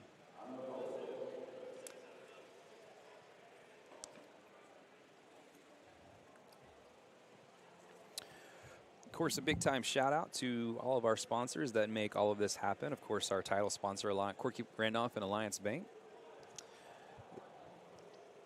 Big time other sponsors, Rest Haven Funeral Home, Rockwall Sports Center, Hanby Insurance, HBTX, Riddle Brothers Roofing, Shane Holmes, and Toll Brothers. Also a big time shout out to Griffin Heat Shield, American National Bank, Rockwall Ford, Rockwall Dodge, Texas Health of Rockwall, Jacob Rhodes Insurance, Sign Mart, and Colmet. Of course, Rockwall Ford and Rockwall Dodge will be the title sponsor of the I-30 Classic, which comes up on Halloween this year. Should be a really, really good matchup. Of course, Rockwall Heath winning that game last year. And of course, our food drive does kick off this Friday. I'll be getting more information out about that starting probably on Monday. And you can start figuring out how to give back. Of course, tomorrow is National Give Back Day at Helping Hands. And they turn right back around and start our food drive for us. So we're really excited to get that going. Of course, next week, one of my favorite things all year long. Shout out to Heath Stucco and Rockwall Stucco, of course, for helping guide that ship. They do a tremendous job, so be on the lookout for ways you can give back and help through your local community. They're going to be going to some grocery stores throughout the 4-week period and finding other creative ways. And there's the tipping celebration. Kenneth Tipping off and running. He's got the hat trick. And the Hawks have themselves a healthy 6-0 lead.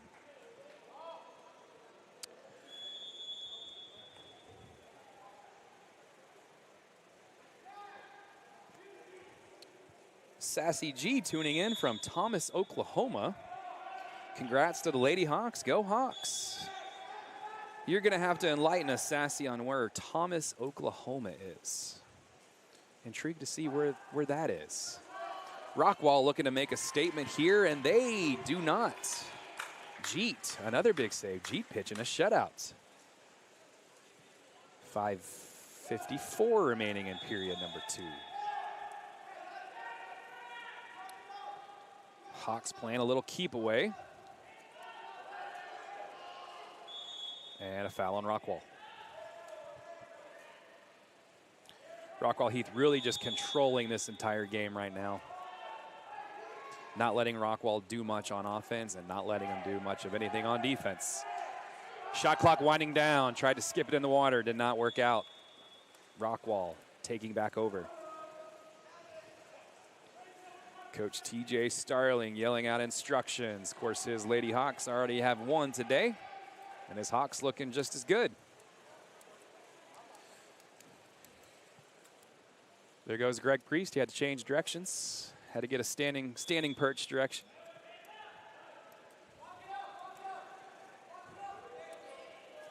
Here comes Heath looking for an empty net. Just shuffling in, painting at top corner. There's Carson Mitchell. That's his first of the night. And the Hawks have themselves a 7-0 lead with 5:04 remaining in period number 2.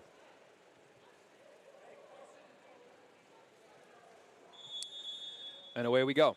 Rockwall looking to make something happen. And it's a turnover. Tipping literally tips it. He's a man possessed down there. Rockwall shoots. They get there first. That was Jack Garrett. Jack Garrett with the Rockwall Yellow Jackets' first goal of the night. Maybe that's something they can build on now. Rockwall looking to get right back into this one.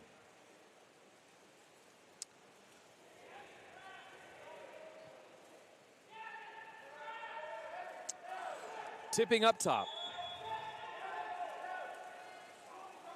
And Heath turns it over. Rockwall has the ball back.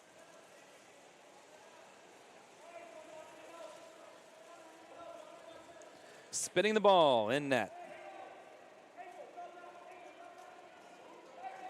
is Merrill.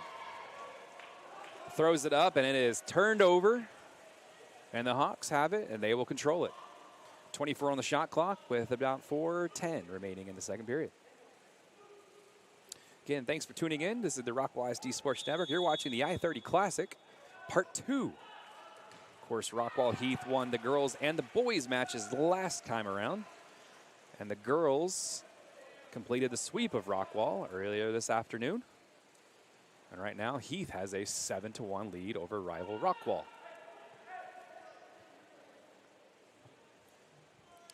Got to do better at starting that clock. I do apologize.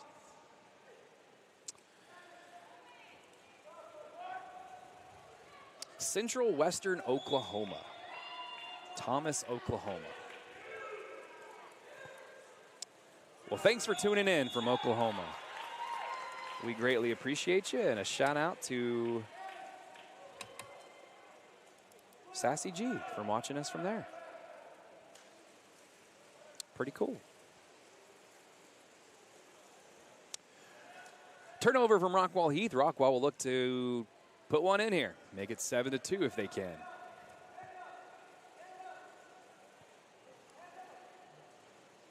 Samuel Schultz up top. And it's a foul on Heath. Schultz has it back. He fumbles it around, and he's got 2 Hawks on him, 3 Hawks on him, 4 Hawks on him, and Heath gets it back. Nice defense there by the Hawks.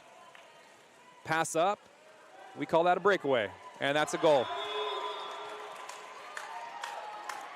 It's Colden Martin with his second, and the Hawks have an 8-1 lead. With 2:48 remaining in the second. Looks like Cameron Beckton will jump in the pool for a sub. And it also looks like Juan comes back in. We can't see here. 4 and 5. Gavin Smith going out. And I don't have a 5 on my roster, so I do apologize. Here come the Hawks. Tipping, goes underwater, does his celebration, says, "Look at me," and splashes the water. It's his 4th. It's 9-1, Rockwall Heath, with 2:31 remaining. Subs coming in for Rockwall Heath. Blakely Martin and Finn coming back in. Finn Hutchinson, might I add. I like that name, Finn. It's very proper to be in the pool, Finn. Jackets going to try to use their fins to get back in this one, but they turn it back over. It's my dad joke for the night. Here comes Rockwall Heath. They get the turnover and a turnover. Right back to Rockwall. That's Elijah Merle, of course, the brother of Skylar Merle.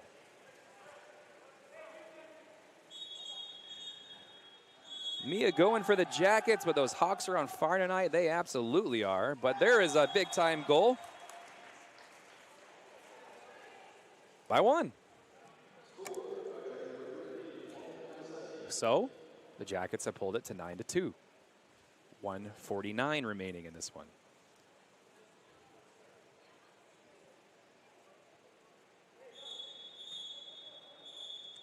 And a lot of whistles down there. Everyone's kind of looking around. Had to present the ball, so there it is, and Tipping has it.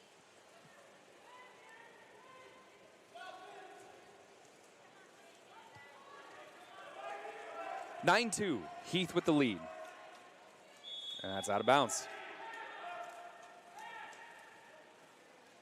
Tipping going underwater. Big time shot off the post. Man, that had some juice on it. But away we go. Go Finn, tuning in from Monument, Colorado. Big time shout out to Monument, Colorado, another town I've never heard of. So please let us know where Monument, Colorado is. I bet it's a lot cooler than it is in here right now, that's for sure. It is a balmy, probably 85 degrees in here. It's about the same outside, but it's a dry heat, right? Feels a little better when the sun goes down in here, that's for sure. Nighttime has fallen here in Rockwall, and it is 9-2. Rockwall Heath. A shoots and a save by Mural. And Rockwall with 40 seconds left will look to put one more in.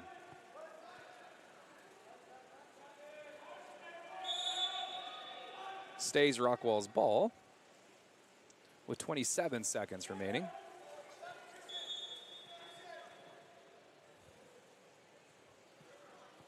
Rockwall looking around.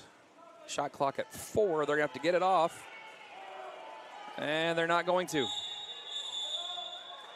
Turnover. And Heath will settle for the final shot, more than likely.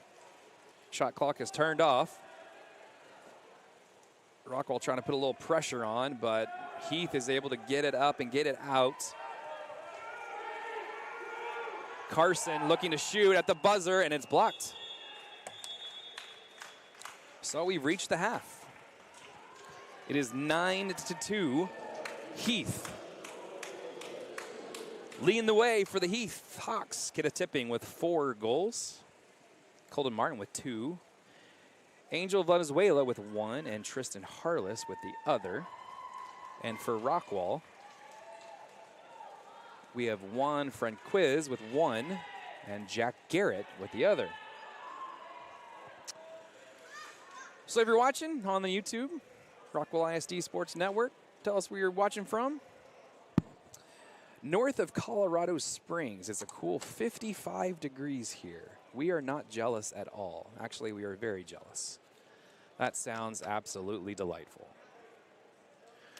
Of course, Chris Curtis here from the Rockwall ISD Aquatic Center. My color commentator is not here. As you can probably tell, you're stuck with me, and my camera operator is not here. It's just me. And your technical director is just me tonight. I gave everybody the night off as we have a busy 2 days coming up. Of course, Lisa Trammell getting here very early today, get the equipment set up for us. We appreciate all her hard work every single day. And she's down there taking photographs right now that we can put online later.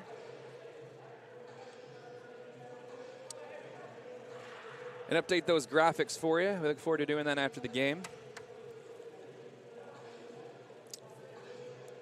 If you want to know what else we got going on this week, we are staying rather busy. We're going to pack everything up for the second time this year. Well, second time in the last 4 weeks, and we're going to hit the road. Rockwall Yellow Jackets will head to North Crowley to take on the defending state champs at a 19-game winning streak in North Crowley. That game, of course, will kick off at 7 o'clock right here on the Rockwall ISD Sports Network. I will be with Jeremy Bryant and David Sweet. And I will be running technical director for that game. Look forward to talking to all of you tomorrow night. Of course, I know there will be a watch party at the north side tomorrow night. Looking forward to bringing some Thursday night football over to the north side. And then Shane Rodden and Justin Webb will bring you the Heath Hawks. They will be traveling to Mansfield Legacy, where they will take on Mansfield Legacy at 7 o'clock. Of course, there will be a watch party over at Standard Service over in Heath tomorrow night. Really excited to have both the North Side and Standard Service doing a bunch of watch parties for us, so we're really excited about that. So if you don't want to watch at home, feel free to go over there, have a nice dinner, and hopefully watch 2 Rockwall ISD victories. And then on Friday, we turn right back around. We come home. We'll get home about, 12 to 1 a.m., and we'll get right back and ready to go for Friday night volleyball. Well, there'll be no football in town, so Rockwall Freshman Center will be packed for another I-30 Classic. It'll be Rockwall versus Heath. Both teams 2-0 in district. Of course, Rockwall is the defending district champions. Rockwall Heath will have something to say about that. Both teams 2-0. Of course, Heath last night coming off a 3-1 victory over North Forney in district. Rockwall Ursuline, a non-district matchup, but a 3-0 victory for them. Both teams are starting to kind of feel good now after a very, very difficult non-district schedule for both teams. They're ready to roll in district. Of course, we've got about 1:30 left here at the half. It's 9-2. Of course, we want to thank our sponsors, Reliance Bank, Rest Haven Funeral Home, Rockwall Sports Center. Seen a lot of questions on the Rockwallian about where to go get some high school gear. I'm going to send you over to Shauna and Company over there at Rockwall Sports Center.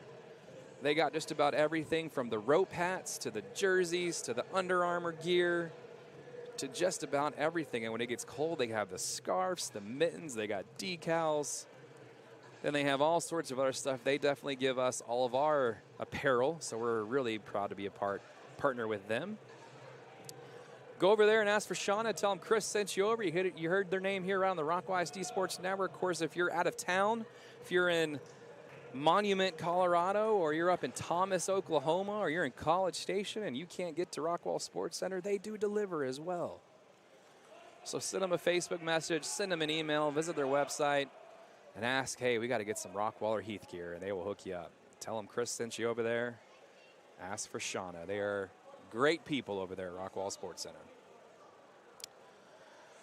Of course, other sponsors, Hamby Insurance, HBTX, Riddle Brothers, Shane Holmes, Toll Brothers, Griffin Heat Shield, American National Bank, Rockwall Ford, Rockwall Dodge, Texas Health Rockwall, Jacob Rhodes Insurance, Sign Mart, and Colnut. And away we go. The second half is underway here at the Rockwall ISD Aquatic Center. My name is Chris Curtis, and you're watching I-30 Classic Water Polo right here on the Rockwall ISD Sports Network. Rockwall now going from your left to right, and Heath going from your right to left. And right on cue, here comes Heath. And a nice save by Muriel. There we go. Rockwall making a statement early.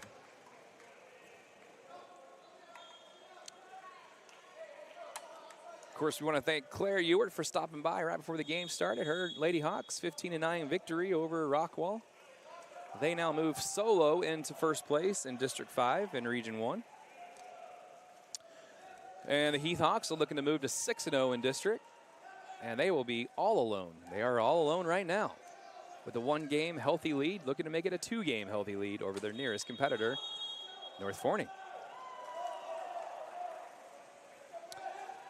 Pass up to Heath, and oh my goodness, what a move. And it was a foul. No, it was on Heath. Back behind the play, there was a foul, or Heath would have been all alone. So Rockwall, 9-2, they trail. The ball comes out of play. Back to the ref. Refs, of course, dressed in their dapper all whites with the American flag on the patch. And that UIL logo on their front. Rockwall and Heath, both a man down.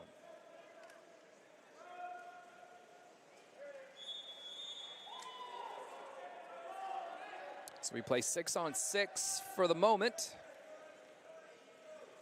And both men are back in. A lot of whistles here. Hard to get a rhythm. And Rockwall takes possession with 5:49 left in the third.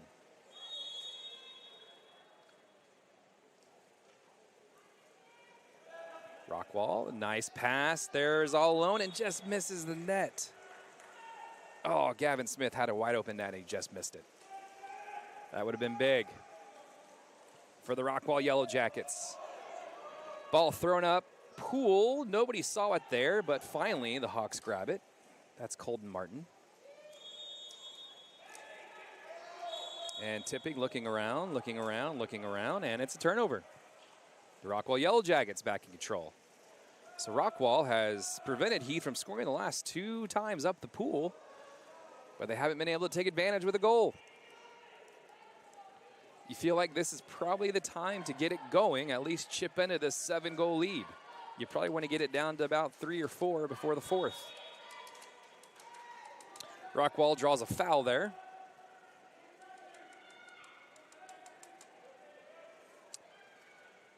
Nice defense on the Heath side of things by Angel Venezuela. But Rockwall will hold advantage. Heath looking to take advantage of an on-man rush. Ball behind Tipping. Tipping able to catch up, and he swims up, and he might take it himself. Oh, yeah. I don't know how that one went in, but it went in. That was incredible. With about 4:45, Tipping has his 5th goal, and the Hawks have a 10-2 lead. Again, if you're the Rockwall Yellow Jackets, you got to chip away. Right now is your time. You can't wait till the 4th period to get it going. Still doable. but much harder. Rockwall. And the offense just is not there right now for Rockwall. They are trying. Carmen, thanks for tuning in. Go Jackets. They need all the love they can get right now. They trail 10-2, and they're going to need it more. Heath takes over possession. Looking for the breakaway. The pass isn't there. Great defense by Samuel Schultz. Samuel clearly had some pre-workout at halftime. He is all over that pool right now. But the Hawks take it. Tipping has it from no looker from behind. His swim hat comes off. He's going underwater. But no, nothing. Turnover. Heath. Rockwall takes advantage. Rockwall has Tipping in the back, so they're going to try to take advantage without him up there, and a big-time save by Muriel. Excuse me, that was Jeet. Jeet, big-time save. Jeet all left all alone, and the Rockwall Yellow Jackets score, or do they? The whistle blew. Do they? I don't know if it counted. They're all going to the middle of the pool, acting as if it did. And it did. And I believe that was Jack Garrett that put that ball in. A lot of confusion here. But regardless, that's a goal for the Rockwall Yellow Jackets. So it's 10-3. Got to chip away if you're Rockwall. It's hard to chip away when this man has the ball. But it's a turnover. Rockwall going to try to take advantage. That's Caden Farish, and it's a turnover. And Jeet has it. Jeet pushes it up to Tipping. Tipping going under the water.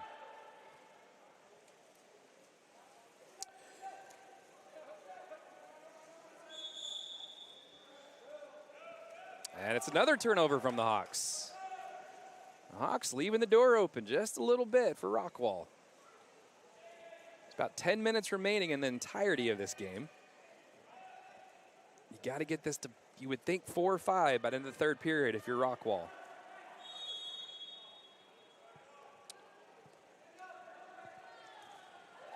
And a big-time save from Jeet. The district leader in goals against average is showing exactly why. He is that dude.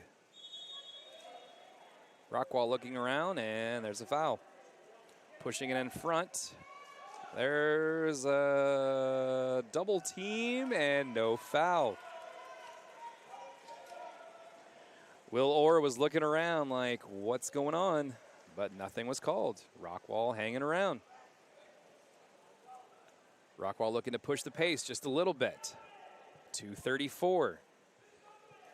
2:30. Shot clock down to 8 and a foul.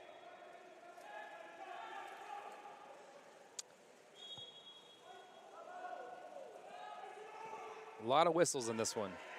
There's a shot from Rockwall off the crossbar. That was Cameron Beckton, number 11. Heath definitely likes to use Jeet to push that ball up quickly and get that ball past the center before the shot clock really even starts. But here comes Rockwall. Rockwall shoots and scores. That's 1 second of the game. And with 2:01 remaining, it's 10-4. Of course, you want to try to cut this to 4 or 5 by the time the third three is over. And Rockwall is looking to do that. Of course, tiredness does set in the third period. It's kind of a matter of will down there. Pushed in by Tipping, and another turnover by the Hawks. Rockwall can cut it into half now. Into half.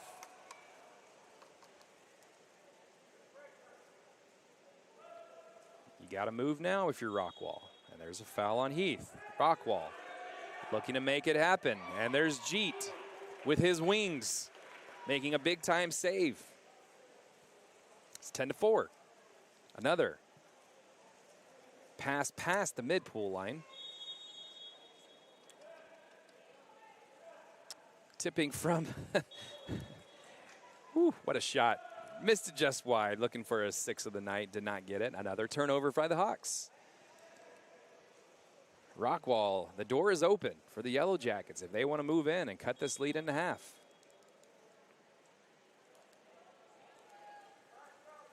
Past the middle of the pool, and it's a turnover. Here come the Hawks.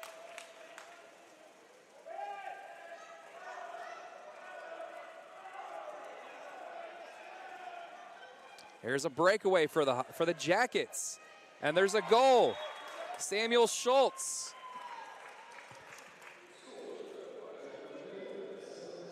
And that lead is now officially cut in half with 53 seconds remaining. My clock is a minute behind. I do apologize. I forgot to press play. So we're just going to let it roll. Whenever the whistle blows, we're going to let it roll still. And that's a Jacket turnover. Jacket's tipping, and it doesn't cross the line. Oh, tipping thought it crossed the line. It laid there. Another one of those, you wish you had a goal line camera to see if it fully crossed, but it did not. Or so the refs say. So we move on. Rockwall can cut it to 4. Can they do it? This would be an insane comeback. And it's a turnover. Jackets had it going there just for a minute, and it was a turnover. So with 18 seconds left, another turnover by the Hawks. All the momentum is riding with Rockwall. They have 9 seconds to make something happen. A shot and a goal.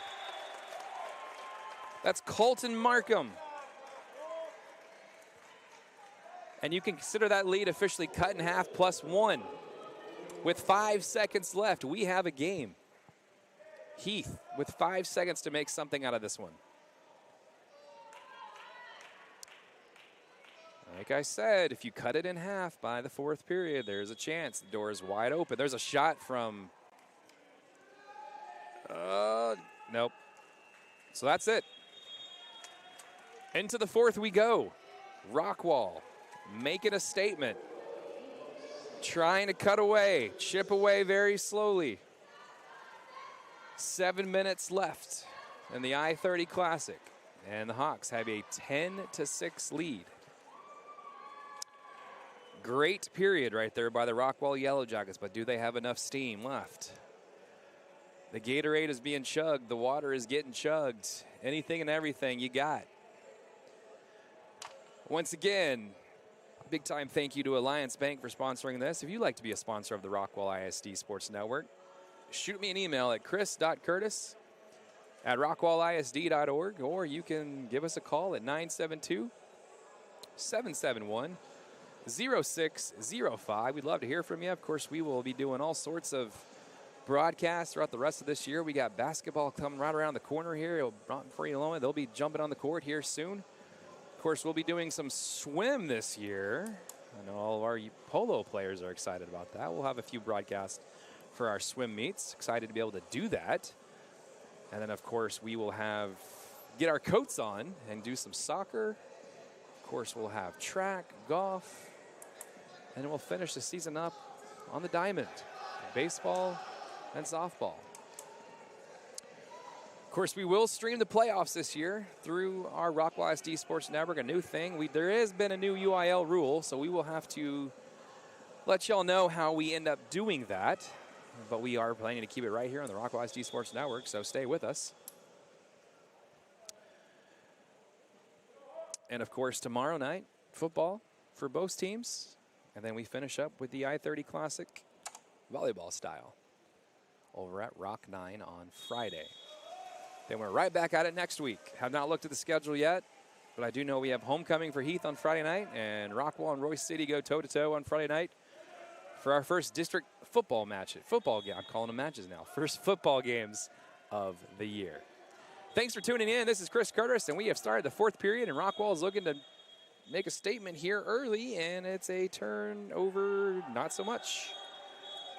A lot of whistles being blown here. Let us know where you're watching from right here on the Rockwall ISD Sports Network on YouTube. 6:47 remaining. And an early timeout by, I believe, TJ Starling and the Hawks. Do not see who that timeout was called by. I believe it was TJ, just in case.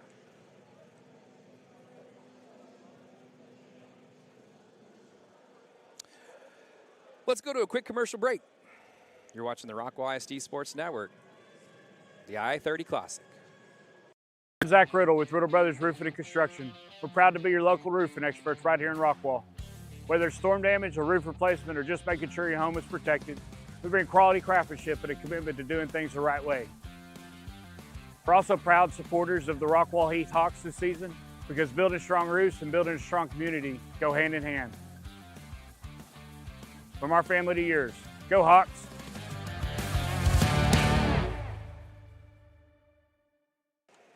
And a big shout out to the Riddle Brothers Roofing and Construction. Give them a holler for any of your roofing and construction needs. Big supporters of not only Rockwall Heath, but Rockwall High School. Great to have them on board this year. Brand new sponsors. I have a few brand new sponsors this year. Of course, you're watching the Rockwall ISD Sports Network in our inaugural season. We hope you guys are enjoying it. Sit back and relax. It's the fourth period, and we are underway. Nate is in north of Colorado Springs. I believe that's... So maybe I was wrong. I thought it was Portland last time. Correct me if I'm wrong, Nate. Anywhere you're watching, though, welcome in. 6:09 left. It's 10-6 Heath. Rockwall has been knocking on the door, and they're trying to catch up. How much energy do they have left? We're about to find out. Here is a break for Rockwall. It falls right into the lap of the Jackets. Behind the back goal. Wow. That was one. Wow. Not even looking at the goal. Looking at his own goaltender and then flinging it from behind. Rockwall is only 3 goals down with 5:57 remaining. It was Northern. See, I was close. I thought it was Portland, but it was Northern California. Well, thanks for tuning in.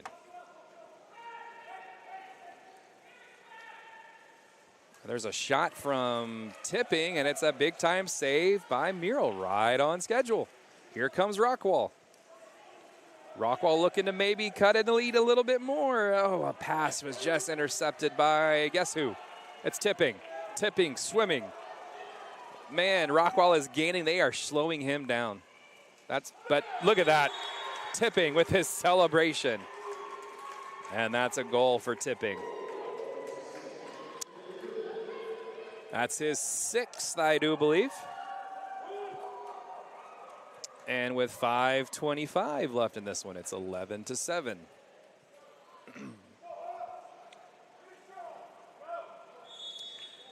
Again, thank you all for tuning in and watching us live right here on the Rockwall ISD Sports Network. Looking forward to moving on this week to football and volleyball the next 2 nights. Rockwall moving it around the pool very nicely, and Jeet with a big-time save. Great ball movement right there by Rockwall. Jeet coming up big. Tipping underwater and turns it over. Oh, there's a foul. Tipping not too happy that wasn't called, but it was. And Heath looking to do something about it. Man advantage for the Hawks. And a turnover. Oh, Tipping trying to get it back. He will. He goes underwater and puts it in the net, and it's a no goal.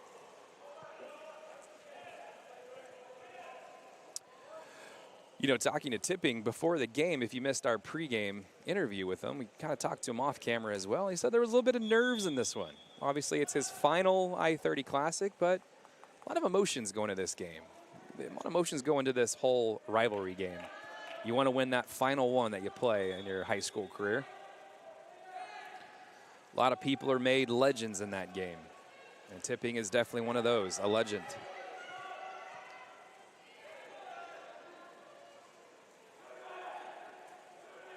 Rockwall needs a shoot with the shot clock winding down, and Jeet, another save. Speaking of legends, Jeet making a name for himself in this game. Tipping with the ball, looking to make a move, and turns it over. And turns it right back. Heath has the ball. And you wonder if Rockwall is slowly running out of energy after mounting that massive comeback. Of course, they were down 10-2 early in the third. It is now 3:45 to go. Rockwall has to make a move here. Trying to spread it out, see if they can get one in real quick.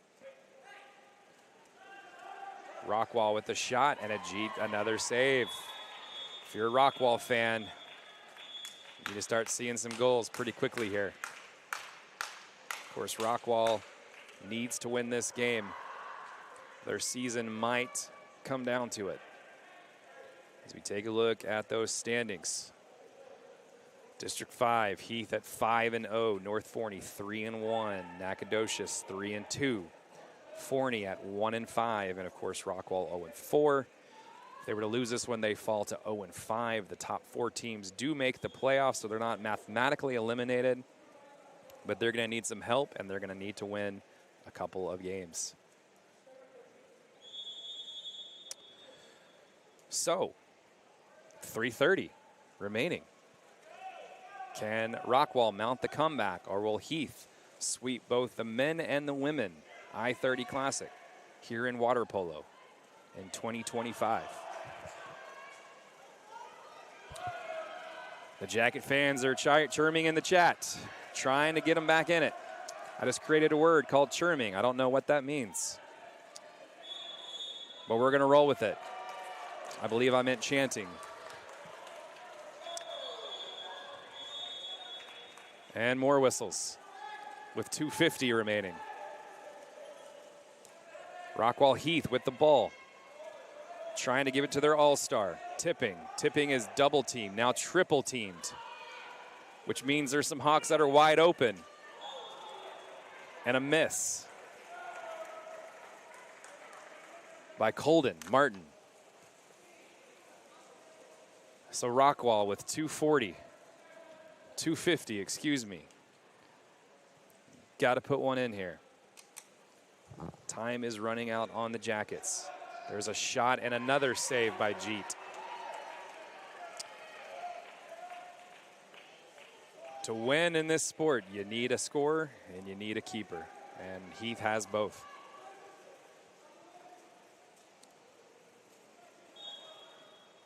Heath looking to make a impressive run here at the end of district and into the playoffs. Of course, Rockwall ISD will be hosting that area round, so we'll stream our hometown teams of Rockwall, Heath, and Rockwall if they are to make it. That one sits on the line for Tipping and does not go in. Of course, we will stream the girls. Looks like both those teams will more than likely make the playoffs. The Rockwall Yellow Jackets here would be the only team that could possibly not make it, but they could definitely win 1 or 2 games here and be right back in it. They need this one against their rival, though, with 1:45. This is a big one. Rockwall trying to mount any sort of comeback. Whistle blows. No goal. Possession stays with Rockwall.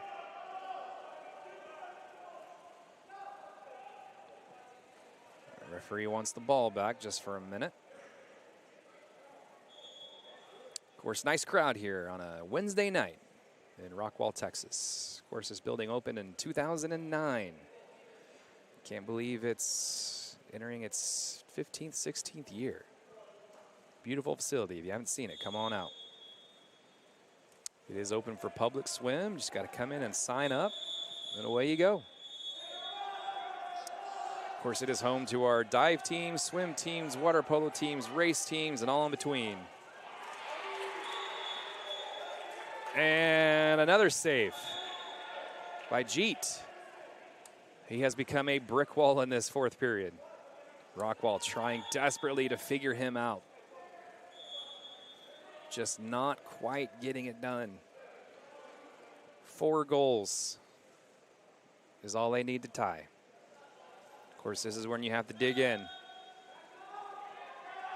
And there's a foul, told him to back up. Rockwall is going to have a chance here. Got to go quick. Got to go quick. Another turnover. Nope, it stays with Rockwall. There's a wide open lane. You got to shoot it with, Rockwall just not able to get that last second to shoot the ball. And they are running out of time. 1:09. Rockwall just passing it around, not finding anything. Whistle continues to blow.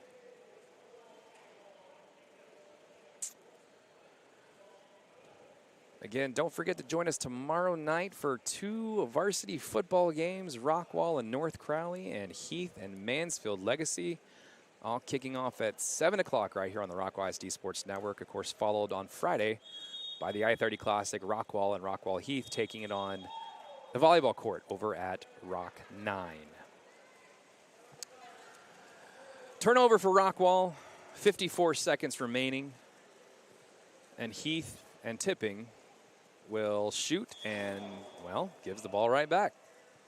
You would think they might try to run some clock, but they don't. So Rockwall, the door's still open, 11-7. Trying to keep up. They have to go quick. Time is slowly running out on them. There's a shot and off the post. Right to a Rockwall Yellow Jacket. If he can get it off, shoots, and you got to shoot. There it is. Oh, no, blocked by Jeet. And that might do it. That was Jack Garrett, who hesitated just a tad. And with 25 seconds remaining, Rockwall has to shoot. And they're off the crossbar. And Heath can pretty much run the clock out on this one. 11-7 will be your final score unless Heath decides to take one final shot. Heath will improve to 6-0 in district play, and they've absolutely clinched a playoff spot. And that'll do it. That goal does not count with 1 second left. There's 1 second remaining. And Rockwall is going to get a chance to take one shot and will not make it happen. So, that being said, Heath Hawks have swept both the boys and the girls I-30 Classics this year.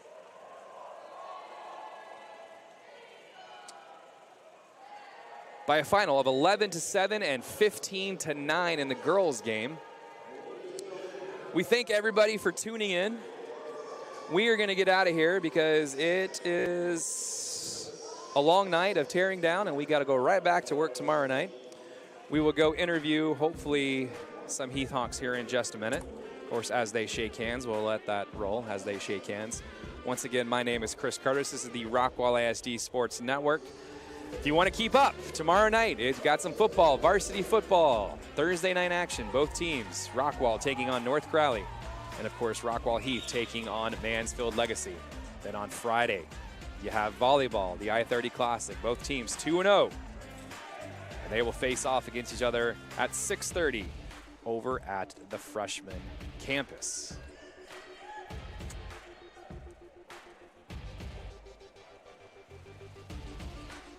Once again, thank you to our sponsors, Alliance Bank, Rest Haven Funeral Home, Rockwall Sports Center, Hanby Insurance, HBTX, Riddle Brothers, Shane Holmes, Toll Brothers, Griffin Heat Shield, American National Bank, Rockwall Ford, Rockwall Dodge, Texas Health Rockwall, Jacob Rhodes Insurance, Sign Mart, and Colmed. If you'd like to be a sponsor of the Rockwall ISD Sports Network, give me a call, 972-771-0605, or shoot me an email at chris.curtis@RockwallISDNetwork.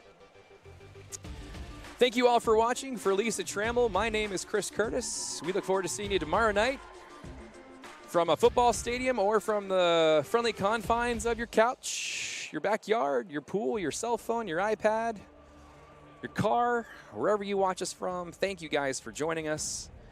Hope you have a great evening, and we will see you tomorrow night. Have a great one, everybody.